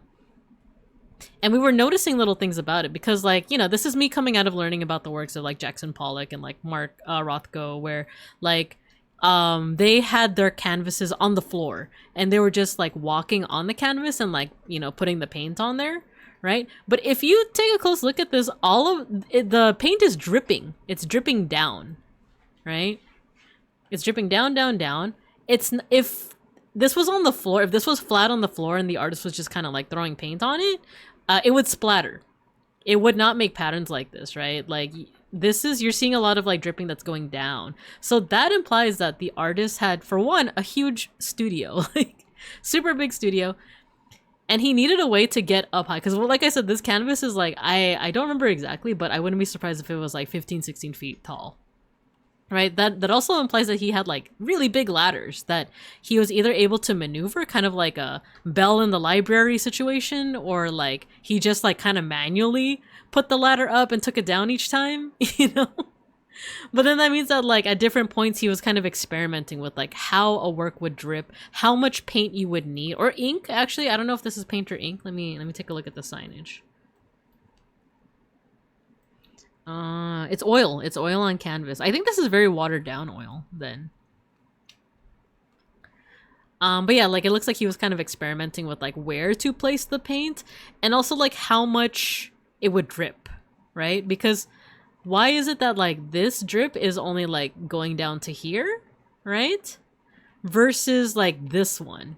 This blue one all the way up top that, like, these strands kind of stop, but then one single line just keeps going down and down and down. It's like, the cool thing about some of this art is not even just specifically what you see, but the thought process of how they made it, right?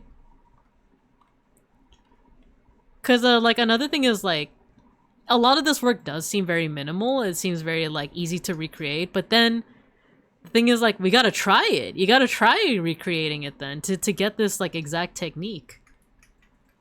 And it's funny because, like, on Thursday, we're going to try to recreate the art of Jackson Pollock, the paint splatter guy. We're going to try to do it with a program called KidPix, which is, like, a program from, like, the 90s, essentially. And we have to see if it's that easy. Maybe it is that easy, right? Maybe it's not. We're going to find out.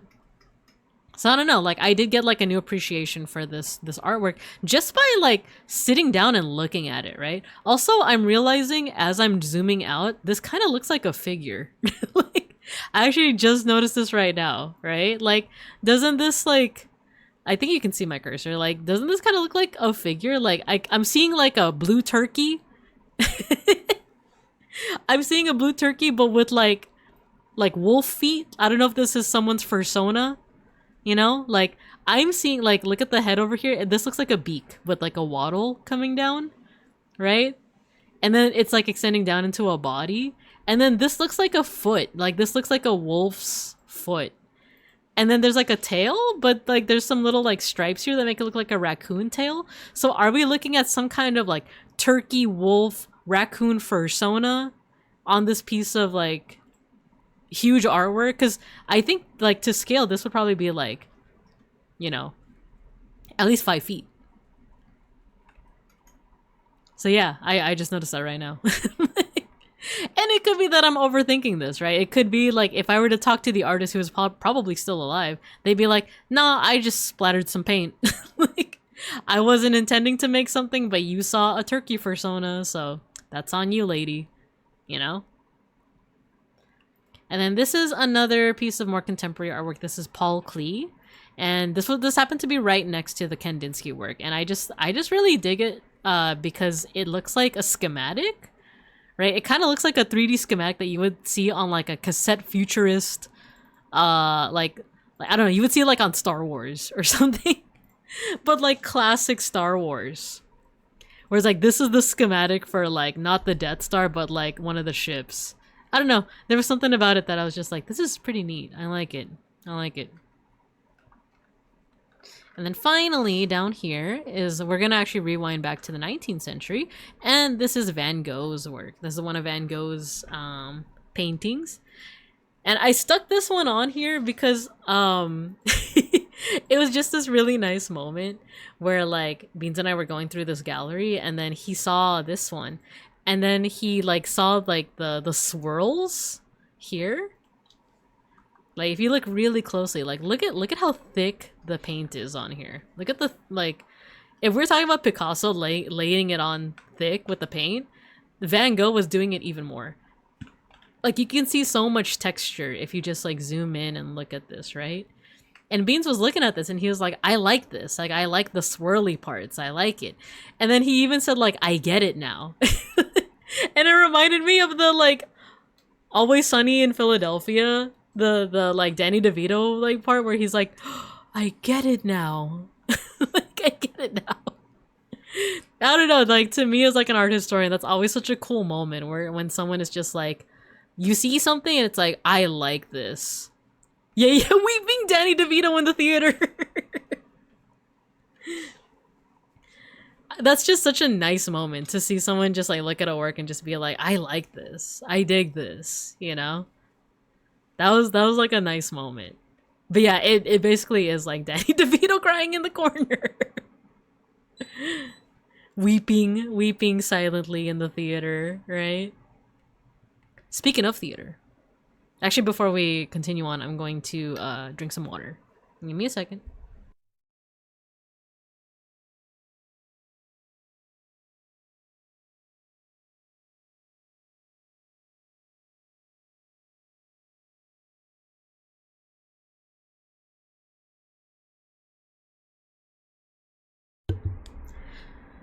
Okay, that was a good chug of water.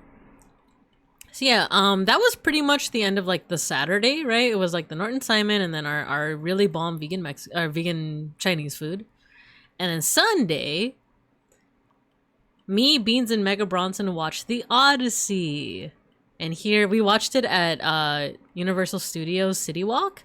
And in that location, I'm trying to avoid like there's like 2 people in the picture over here. I'm trying to avoid like zooming in on that. But in front of the theater is the horse. Is the wooden horse. I don't know if this is the exact thing that they use in the movie. I think Mega Bronson said that it is, right? But it's the wooden horse from the movie. It's from the Odyssey movie. So we did watch it. I know I'm like 3 weeks late to it, but I liked it. Seems like a nice gift to receive. Definitely not a trap. Yeah. In fact, like they should make little miniature versions of these that are like big enough to fit like a person, and they should just like ship it to people's houses. I think, you know, I think it's neat. But yeah, we watched the Odyssey, Christopher Nolan's Odyssey, and it's funny because like when I first saw the trailer, I wasn't really that interested in it, to be honest, and it was mostly because of my coworker who is a classicist. So like, or rather like, yeah, her specialty is the classics, so like Greek and Roman, and she was telling me about like the costumes, and I remember looking at the costumes for myself and being like, what the heck? Like, because like the helmets all looked very like plasticky, they looked 3D printed, they didn't look like sturdy at all. And then like I know that there was like a lot of uproar about the Agamemnon's helmet with like the spinal thing, right? And I think when a lot of people kind of complain about that, mind you, I'm going to get into a whole thing of like historical accuracy here. Please note that it is very different from like when people like, because I heard people were complaining about the diversity in the movie, right? And that is not something that I would complain about at all. Like, the ancient world was diverse. People of color existed in the ancient world. And ancient civilizations had a lot of trade, had a lot of, like, you know, travel, movement, immigration, emigration, right? Like, that all happened. Like, so, and yes, exactly what Baxter Crook said. The Odyssey isn't exactly historical in the first place. It was written, what, like 100 years after the end of the Trojan War? And it was like it's basically, a lot of the stories that come out of ancient Greece, a lot of the ones that we have written down, these are codified versions of oral histories. And oral histories can change depending on who's telling the story.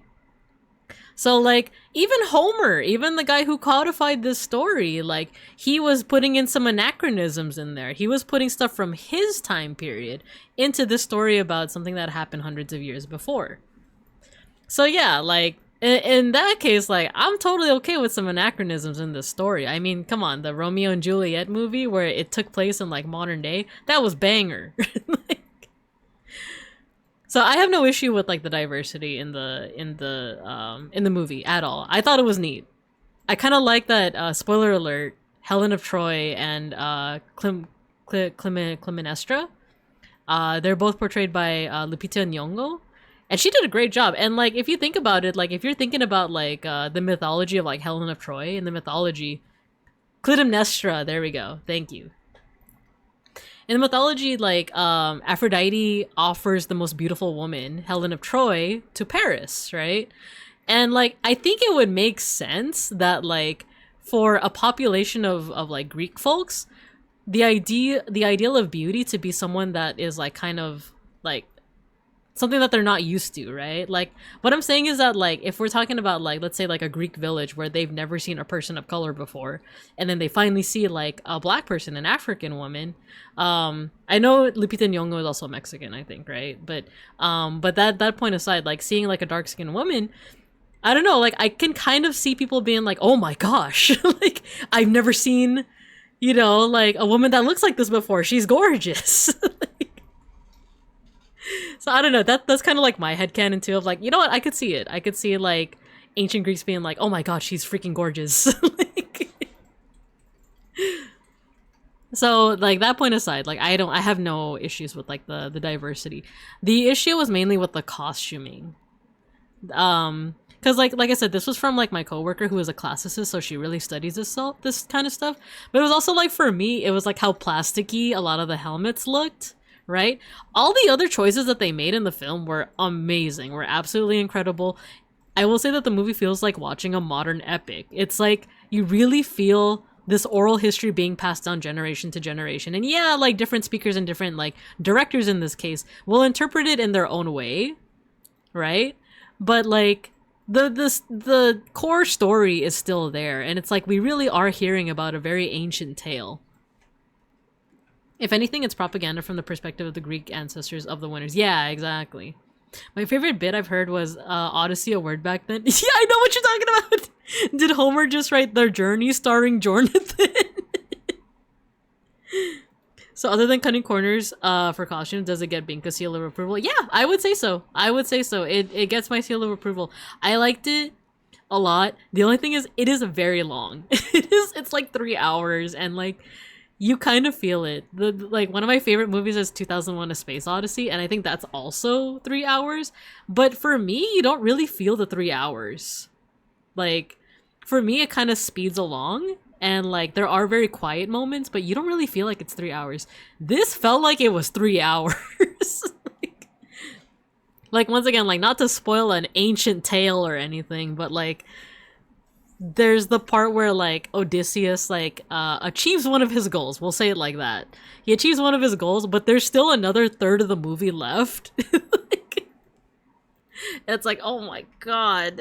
Like, there's still so much, and like if you don't have popcorn, if you don't have water, and you like I did start to have like a slight headache because my eyes were just like focused on the screen for like 2 hours 30 minutes by this point, and I'm like, oh my god, there's still more. There's still more. And like me and Beans were talking about it, and it's like that's just kind of how the source material was. Like mind you, this comes from oral histories that would have been recited over the course of days, right? And like the movie does cut things out. It does cut out and it reimagines a lot of things differently. But it's still good. It's still like I said, it is basically like hearing a modern epic, except it's ancient. Let's see, 2001 starts slow with the monkeys, but once they got the moon, I'm glued. Yeah, 100%, 100%. Let's see, Emily Wilson review. I have not, but is that the historian, right? There was like a historian that was kind of like giving it flack, right? It also had to be hard capped at 3 hours because the maximum run in an IMAX film can have. So that was the hard cap too, because yeah, that still felt super long. Can we talk about the elephant in the room? Why is no one talking about it? You mean the horse. You mean the horse in the room, right? Somehow I stayed focused the whole time. Yeah, like it's like fantastic. It's a fantastic movie.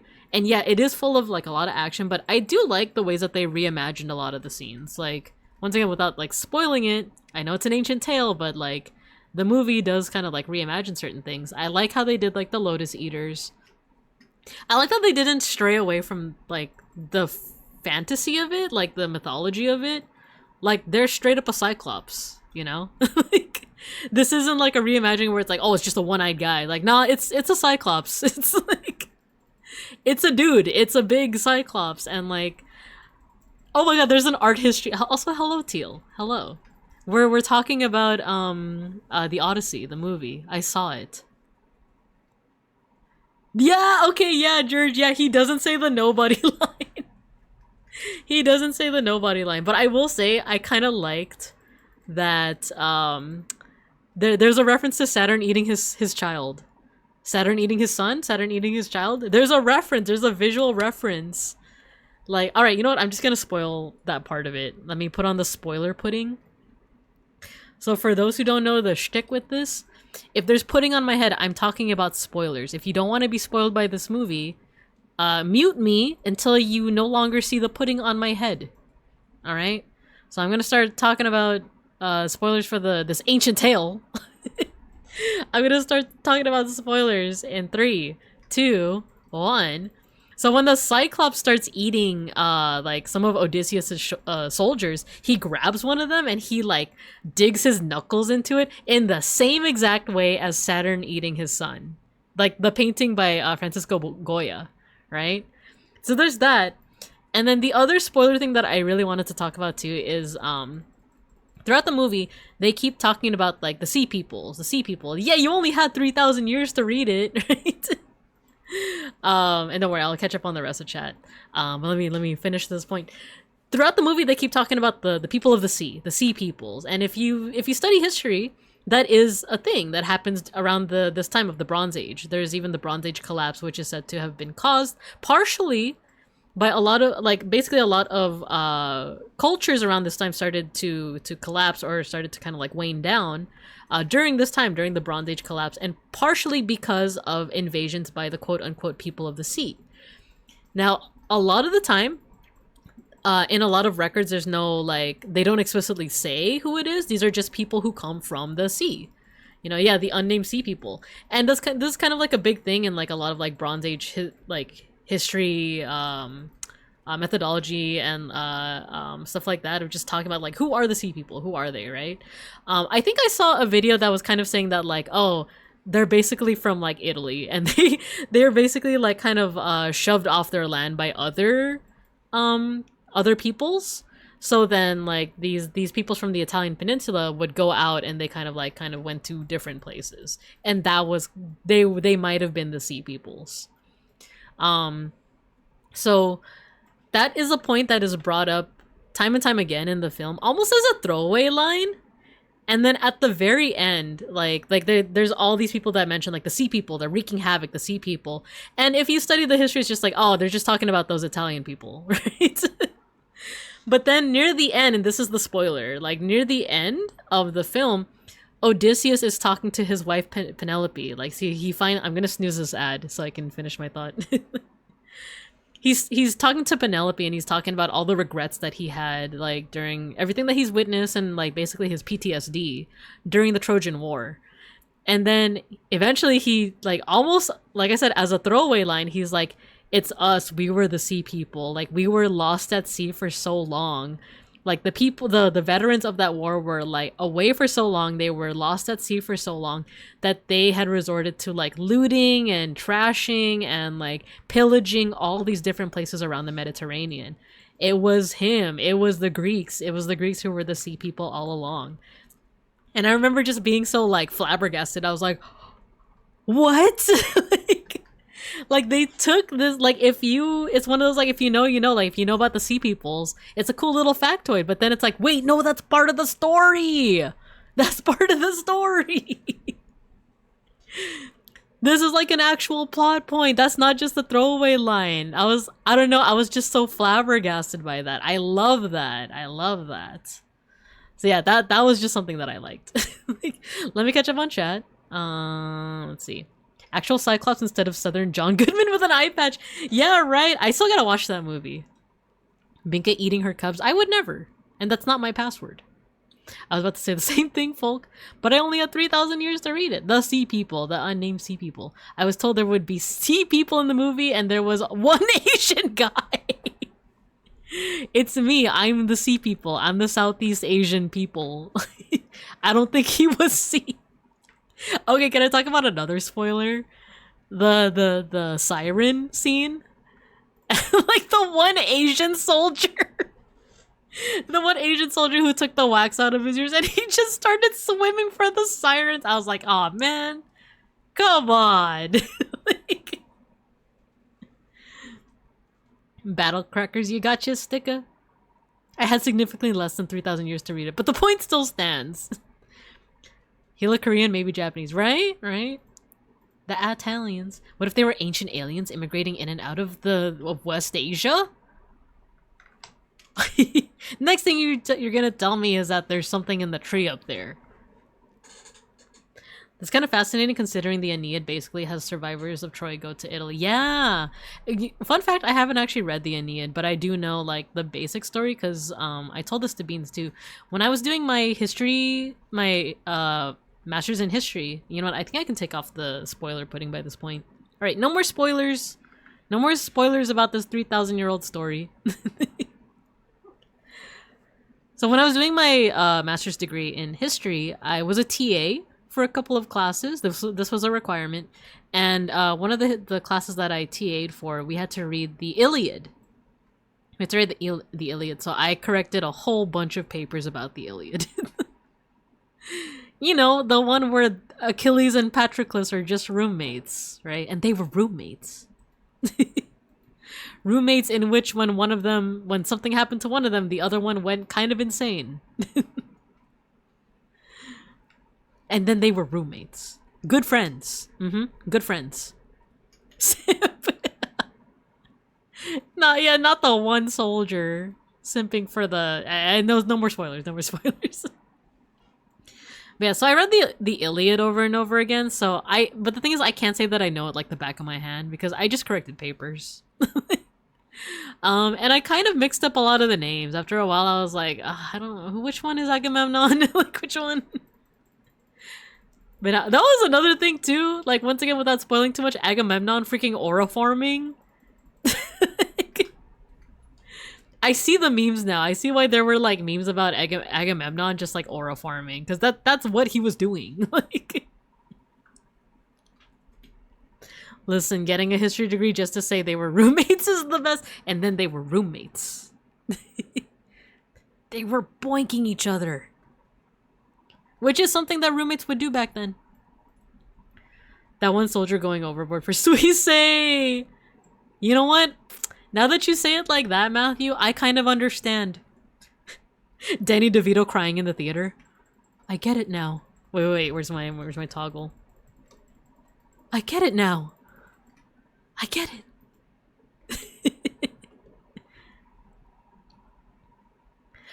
Somebody get these beggars out of here. Will the meme everyone remembers? Yeah, freaking Robert Pattinson was really good. Like, all the actors in there, it's an ensemble cast. All the actors were really good, but Robert Pattinson is so good at being like a sleazy guy. Get these beggars out of here. It's something roommates do now. That's true. This is true. This is true. Right, I'm getting a little too excited talking about Ancient Yaoi. So we do have an ad break. I did have to snooze it, but now it's time for recess. Play nice, play nice. I'm gonna get some water, and then we haven't done our dailies yet. So I think after the ad break, let's do our dailies, and we'll go from there. The ancient Greece from ancient Greece, exactly. Alright, I'll see you guys in a couple of minutes.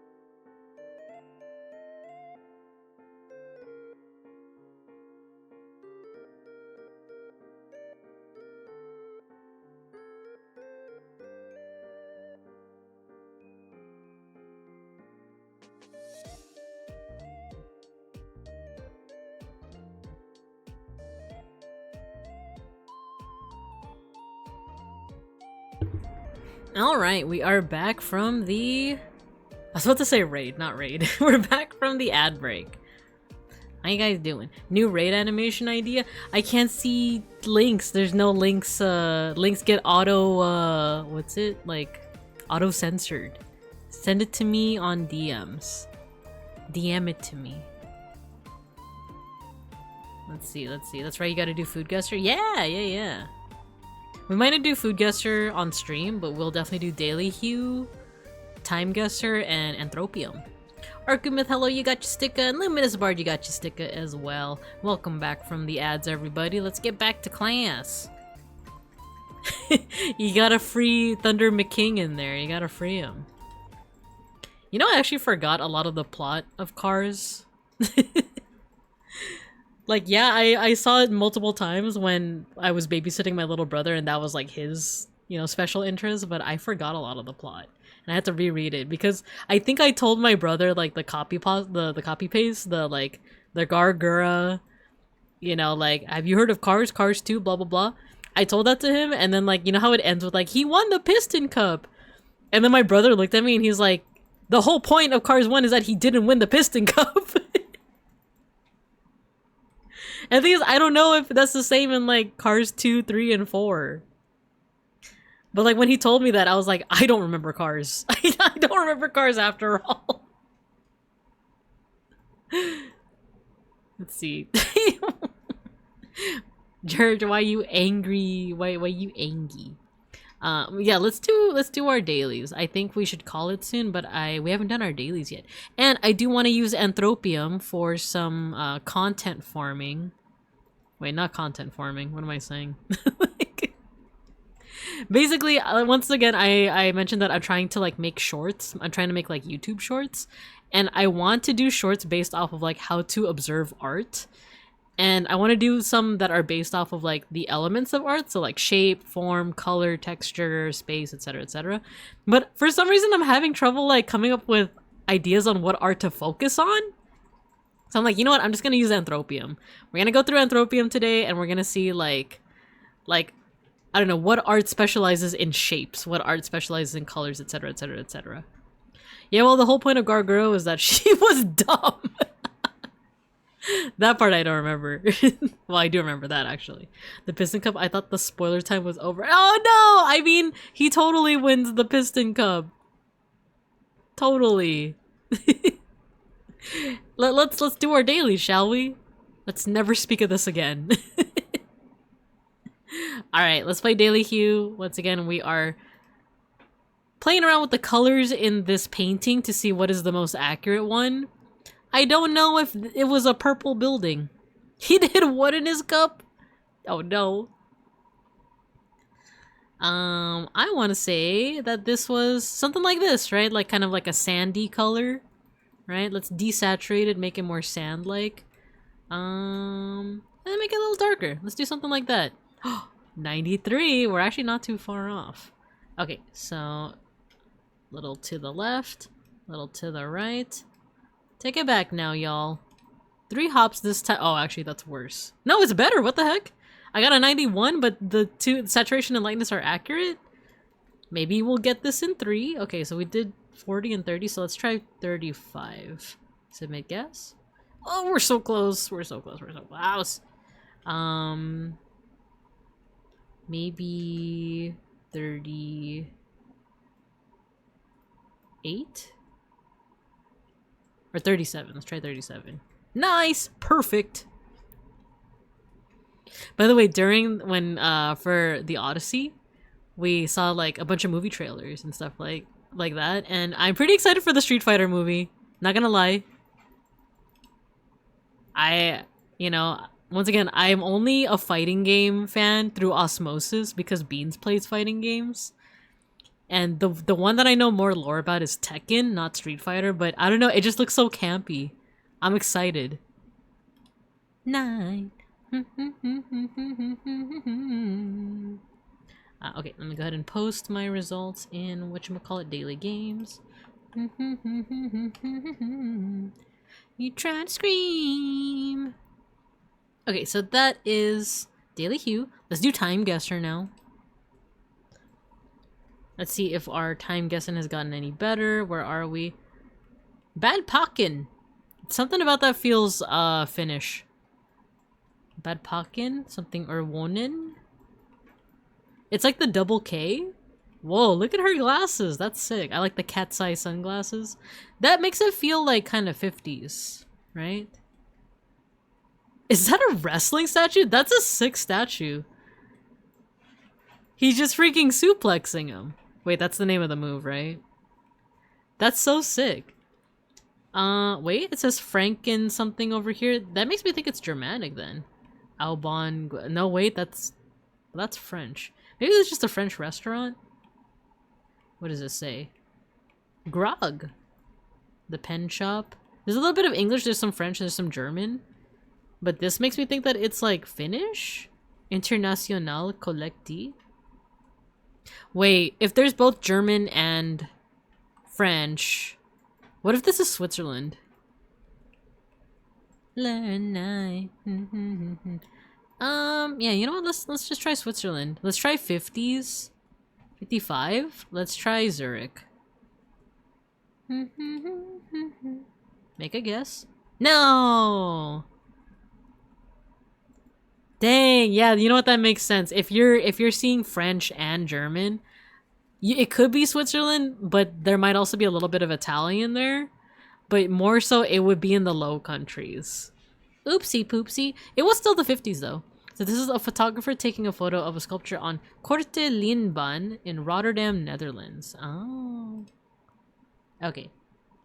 ABBA. Levebrod. Aringar. What does it say? Something Tyrellsens. This feels actually Nordic, right? And then this fashion feels very like, you know, 60s getting into the 70s. Let's do 71. ABBA? Wait, that...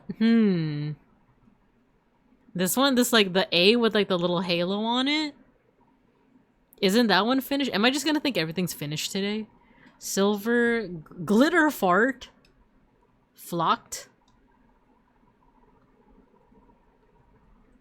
Tiker a la Barnarkot?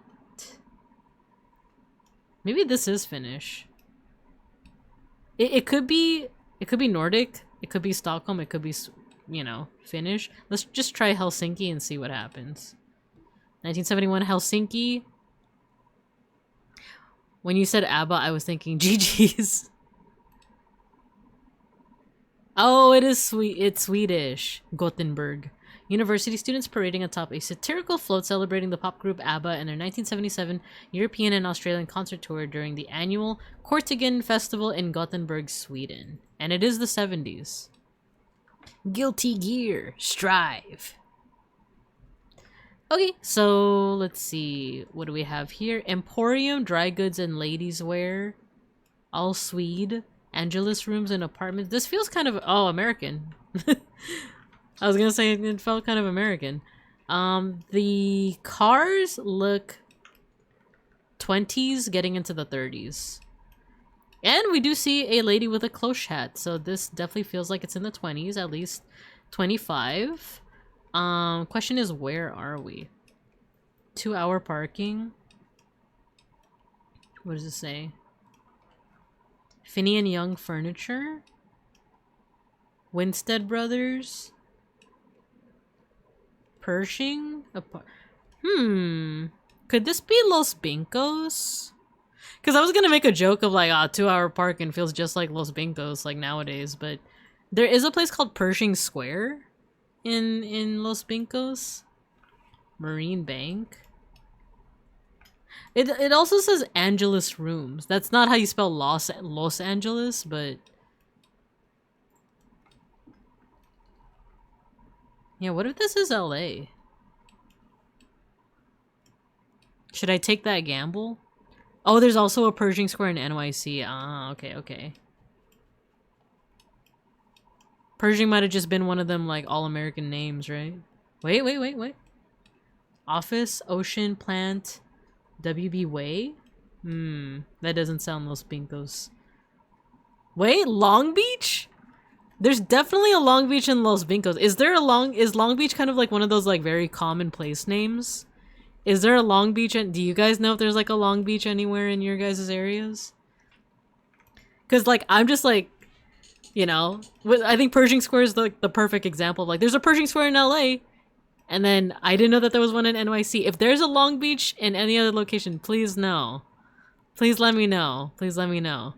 Hey Owen! The only Long Beach I know is the one that hosts the IndyCar race in California. Yeah. So that's the only Long Beach I knew. We have a Long Island, but no Long Beach. So I think this might be Los Vincos then. Long Beach is specifically down here. Right here. There are Long Beaches everywhere. But are they named Long Beach? Let's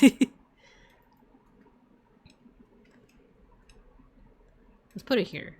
Or maybe here downtown. 20s Long Beach? Yes, it is Los Vincos. Well, technically it's Long Beach, but but yeah, look, I'm only a couple blocks away. I'm only a couple blocks away, and it's 1925. A street scene in Long Beach, California during the mid-20s. Oh, cool. Let's freaking go. All right, round 4. Let's see. Sikutram autorizado por EMSA. I love this brand. My adudus.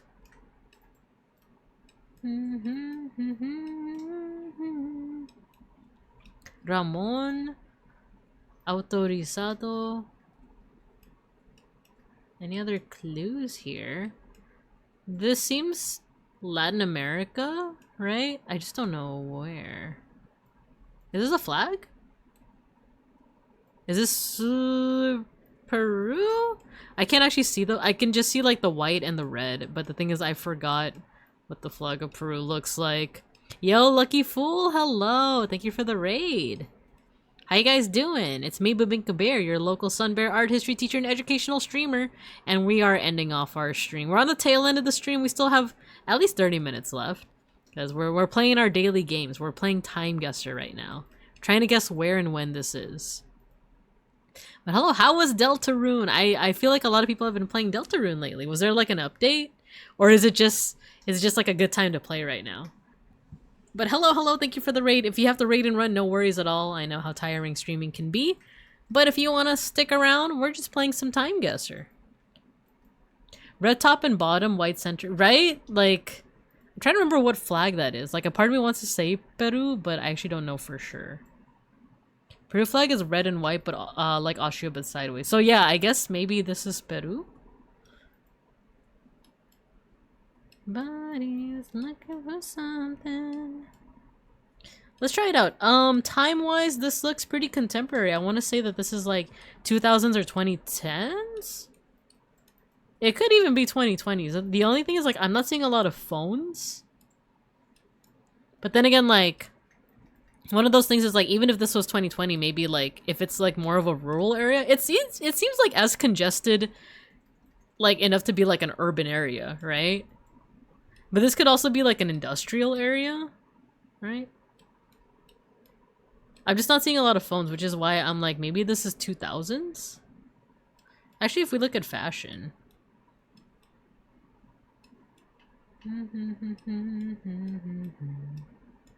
I like this dude with the... Oh, I thought he had a bag on his head. That's just like the bag on the background. Let's say 2009. It's good. Chapter 5 came out a little while ago. Me and some friends have been voice acting for the game. Nice. And it's been a lot of fun. That sounds fun.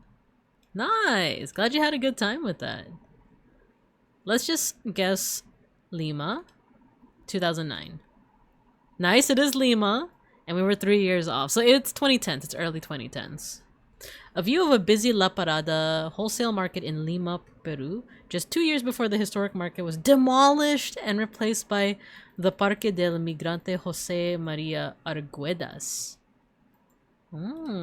Demolished though. Okay. New Bank of India. Okay. And the script does look Indian, right? Or Hindu, at least. The only thing is, India's a big place.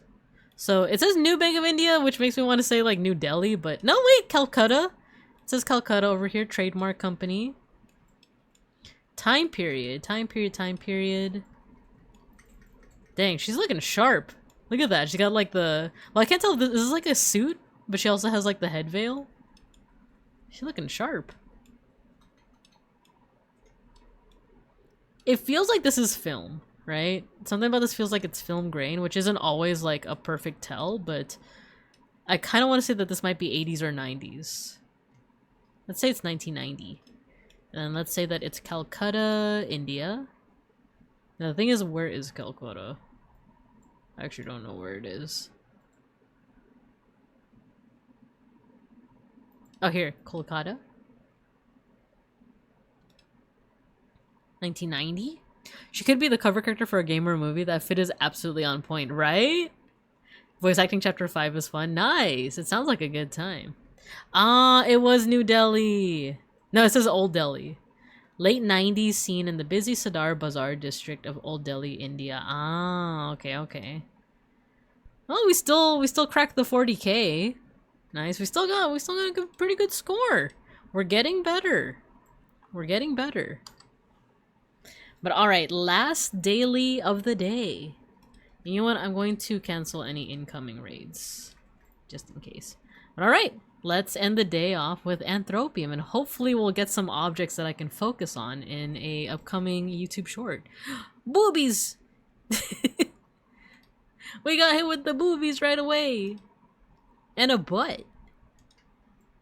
Okay, so this is made of alabaster gypsum. I know. Hello? Where's the map? Like, oh no. Oh no, where's the map? Can we play Anthropium today? Okay, there we go. I was like, hello? Hello? Oh, I think did they change the map?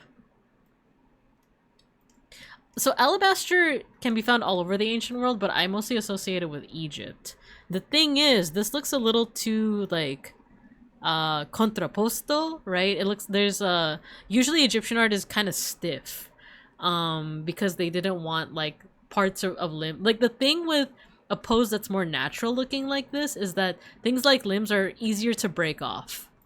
And that kind of case in point, this figure is missing a head and part of the arm. Whereas a lot of Egyptian statues, even throughout its like 3,000, 5,000 year old history, they tend to be a little bit more stiff, where like the figure is like attached to a chair, or like overall just like less flowy like this, so that it can retain a lot of like the limbs and extra parts of it. In fact, in a lot of those statues, what comes off is the part that juts out the most, which is the nose. In some cases, that was intentional. Like, sometimes, like, art was quite literally defaced. But sometimes it's just accidental. This figure originates from the void. So while I want to say Egypt just based off the medium, I feel like the pose makes it so that maybe it's not. Unless this is, like, Greek Egypt, right? Or Roman Egypt. But I might go with Greece instead. Let's say it's here, just 1 BCE. Having a good time. Wait, did they lessen the... Oh. Oh no, it's always been like this. I was like, wait, did they reduce the amount of years? Like, here? But, yeah, let's just guess. Oh! Not too far off. Like, time period wise, we got it right. This is Parthian. Figure of a reclining woman made of alabaster. The figurine is of a nude woman reclining on her left side. Her left arm, which would have supported the body, is missing. The right arm is extended along her side, with the tips of her fingers resting lightly on her thigh. Nice. Ceramic. Ooh, this one's kind of mysterious. Don't stop me now. I'm actually not entirely sure. Like, I'm not too familiar with this, like, stylization, because usually with a lot of ceramic, you can kind of tell from, like, the color of the ceramic and, like, how the figure is stylized. First off, nips out. Second of all, big chin, nose, no, like a brow ridge, but no eyebrows. Kind of minimal hands. Part of me wants to say Mesopotamia, but because like Mesopotamia is such a like long-lived and old civilization, I feel like I'm not too familiar with like what their ceramics look like. Gotta go, but thanks for the stream and the follow. No worries, Pexicle. I'm sorry it took so long. It does look like one of those squeeze toys, right? But yeah, Pexicle, get some rest. Thanks for stopping by. I'm actually not entirely sure. I kind of want to say Caucasus, just for a laugh, you know, just because like I'm not entirely sure, like the iconography, right? Like part of me is like maybe Mesopotamia. Like the hands kind of remind me of like Mesopotamian like figures, but maybe it's like just slightly to the north here, right? And if it's ceramic, let's say that it's like CE. Let's say 1000 CE. Submit guess. Ooh, we weren't too far off. It was a bit older though. It was 500 BCE, but we weren't too far off. This was Iran, vessel in the form of a female figure. Now I feel bad for saying nips out. I thought it was a dude. I just thought it was a dude. But even this says like female question mark figure. So this vessel in the form of a human figure survives only in a handful of pieces comprising of parts of the head, face, neck, chest, and both shoulders and elbows. It was restored based on another vessel found with it, although fragmentary, preserves the entire height of the figure. Oh, cool. Alright. Oh, walrus ivory. So this makes me think right away that this is Inuit, Bering Sea. I guess Bering Sea peoples. I think we'll just put it. We'll put it here. After the 1500s, maybe? Submit guess. Oh, we were so close, but I guess Old Bering Sea is like right here on this island then, right? Because it seems like this isn't the first time we've seen Old Bering Sea objects from Anthropium. So it looks like next time we find that culture, or we find something that we suspect to be that culture, let's put it here on this little island.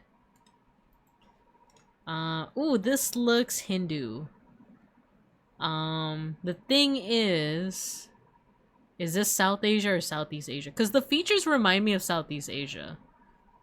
But it kind of looks like it could also be like old Hindu, like Harappa, which is like kind of like the most ancient Indian culture that we know of. I kind of want to guess Indian. So let's put it here in Kolkata. Let's put it here 500 BCE, submit guess.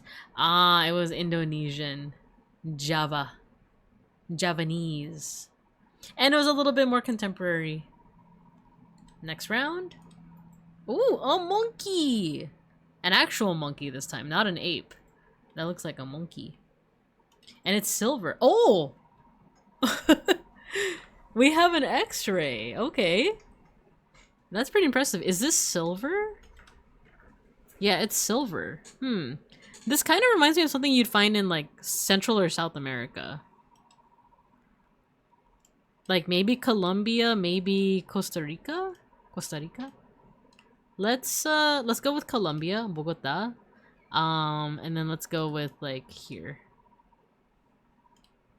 Oh, it's Peru. It's Chimu. Or Chimu. But we still got South America. We still got the right continent. Right. Ooh, okay. A hanging scroll. This looks Japanese. Wait, let's read the text over here. Yeah, there's straight up hiragana by this point. So this is Japanese. And this feels a lot... Even the hairstyle looks Japanese as well. This does also look like hiragana. Yeah. I'm just gonna go with Japan. If this ends up being China, that would be crazy. That would be absolutely crazy. Are you sure? Time for today's Are You Chinese or Japanese? Thing Japan? No, we've been through this before. Because a lot of like East Asian countries, they do share an alphabet up until a certain point, right? But this does look pretty Japanese, like the hairstyle, right? I might crash out of the sense of actually being Chinese. Unless it's like, this is like the Chinese embassy or something, like, or the Japanese embassy in China or something. That would actually, that would actually be kind of funny. But let's see. Yup. Female chanter from Joruri Puppet Theater. Cool. Alright, round 7. Ooh! Cool dragon! Wait! These are gongs! This is Indonesia or Malaysia. But like the Philippines also has gongs like this, but not often in this style. Or rather, like it doesn't usually have like a stand that looks like this. The stands in Filipino, I think this is a kulintang. This is like basically a collection of gongs that have a really pleasant sound, actually. So this is a kulintang, but usually they don't have this like very draconic, you know, stand with it. Oh, and this is the mallet that you would use to play with it. But I do know that these gongs you do also find in like other parts of Southeast Asia. So I kind of want to say Indonesia. If it ends up being Philippines, I would actually be shocked. And if it would be Philippines, it would be here in the south. Because you do find the kulintang and like associated instruments like here. In the north, you find more like larger gongs, which like unironically, like they resemble like breasts and nipples, essentially. Intentionally. So it could be Indonesia, it could also be Malaysia. So I might want to, because you find them here in the south, I am tempted to just say like here. Brunei or Malaysia. Let's put it like here, right? And then let's put it maybe shortly before the 1500s. Submit guess. Yes! Oh, I'm like slightly off, but is Javanese, a slento. Cool. Whoa, this is awesome. This is I think this is Inca. I think this is specifically like, it's definitely South America. I want to say it's Inca, so let's go ahead and find Cusco over here. Or maybe it's down here, actually. And then, I don't remember, unfortunately, like, when Inca civilization was at its peak, so I'm just gonna put it at 1000 CE. Ah, it's Calima. And it's more so north in Ecuador. That's cool. 5 lateral rays project out from either side of this gold Calima headdress ornament, surrounding central crescent-shaped projections located both above and below a central face. Ah, the gold stylings look a little like, it very much reminds me of like Inca art. But cool. Alright, I thought this was a gun. Wait, is it? It is a gun! Gun? It's an old-fashioned one. Could this be Bear American? Could this be some kind of... Oh, super ornate. Oh my god, look at the lion. It's a derpy looking lion. Wait. I'm starting to second guess myself because I was like, the derpy lion is making me wonder if this is like British or something like that. Maybe this is Dutch, or like I'm thinking that it's actually like Indonesian, because like here is like a person that looks like a bird too. That is a Garuda, and then they do also have these like kind of derpy looking like lions. The only reason I know is because there was a clip on Twitter that went viral for a sec, and it's like from a drama. I think it's either Indonesian or Malaysian, but it's a guy like turning, like it's a transformation scene. He's turning into like this tiger, and he like looks really scary. Like he grows fangs and he has these like cat eyes, and it's so scary. But then he morphs into like a lion that looks exactly like this, and it's like, what happened to the ferocity? What happened? I know it sounds like I'm being very disrespectful to this tiger and this lion, and I kind of am, and I apologize for that, but it just looks so funny. I'm starting to second guess because of this. I'm starting to think that maybe this is a Dutch made, like, or like maybe this is like actually from Indonesia. Let's just try it out. Let's just see what happens. Submit guess. Oh, it's Tibetan. Okay. Right continent. This is a good example of a fairly plain but well-made and utilitarian Tibetan matchlock in a relatively complete condition with an old provenance. Its fittings consist of a small engraved copper cap. Is there anything? Oh, here! It is a Garuda! I called it. It's a freaking Garuda. Like the Digimon. Garudamon! Sora, I feel your love. It's making me strong. Okay. Let's see. Oh, this is already the last round. So this is wood and paint. This kind of resembles like African masks.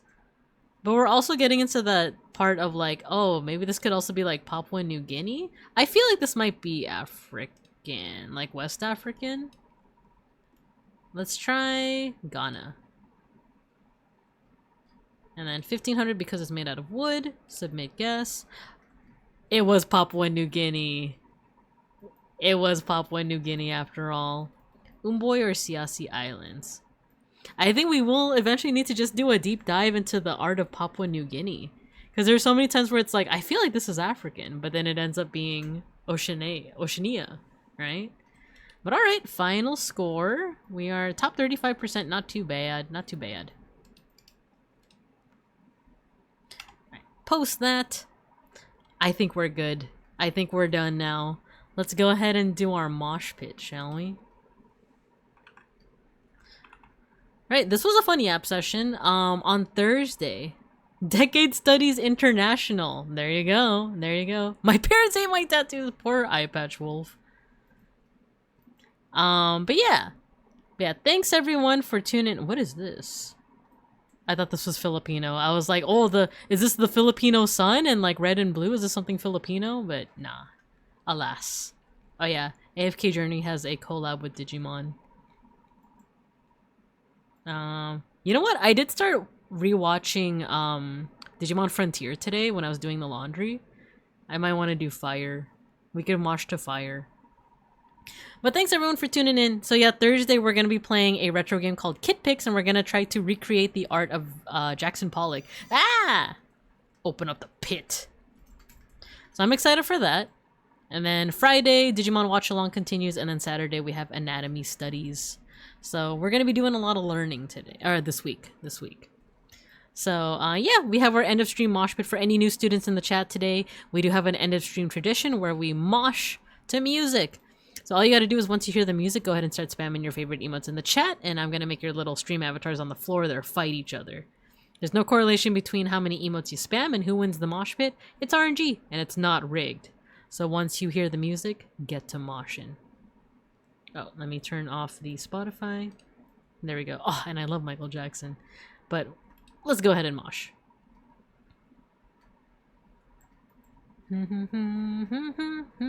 It's not rigged! Get a firepower. Let's see who we can raid into.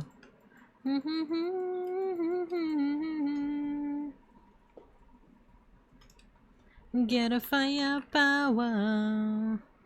Michi o michiteru. Frontier. It's not rigged.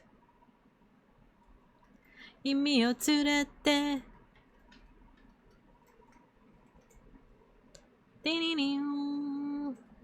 Who are we raiding into?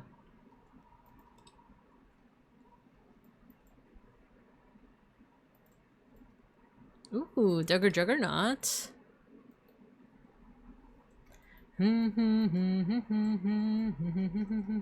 No fire.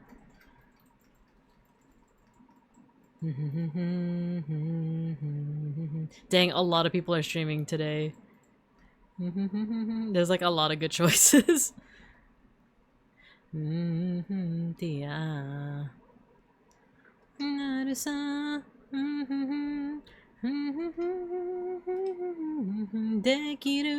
Dekiru sa. Burn up and go.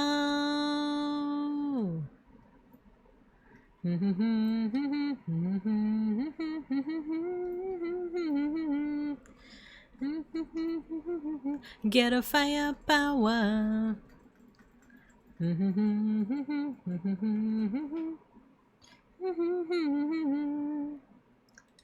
Good job, Matthew. You won the first round. People will say it's rigged because you're a mod, but I think you got it from RNG. And guess what? We have another round. Kimi o tsurete.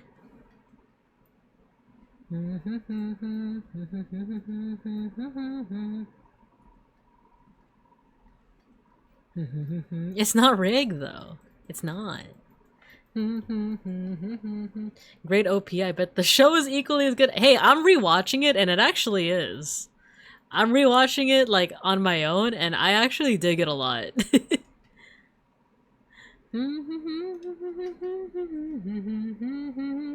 Wakaru-san. Bingo.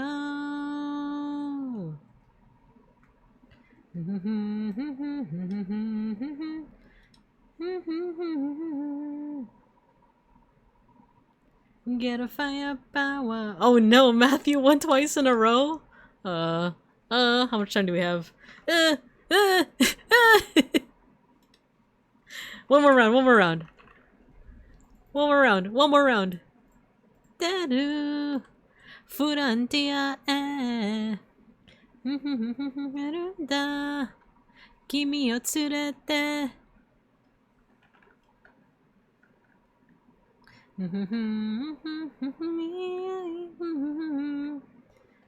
I just realized there's spoilers in this in the video.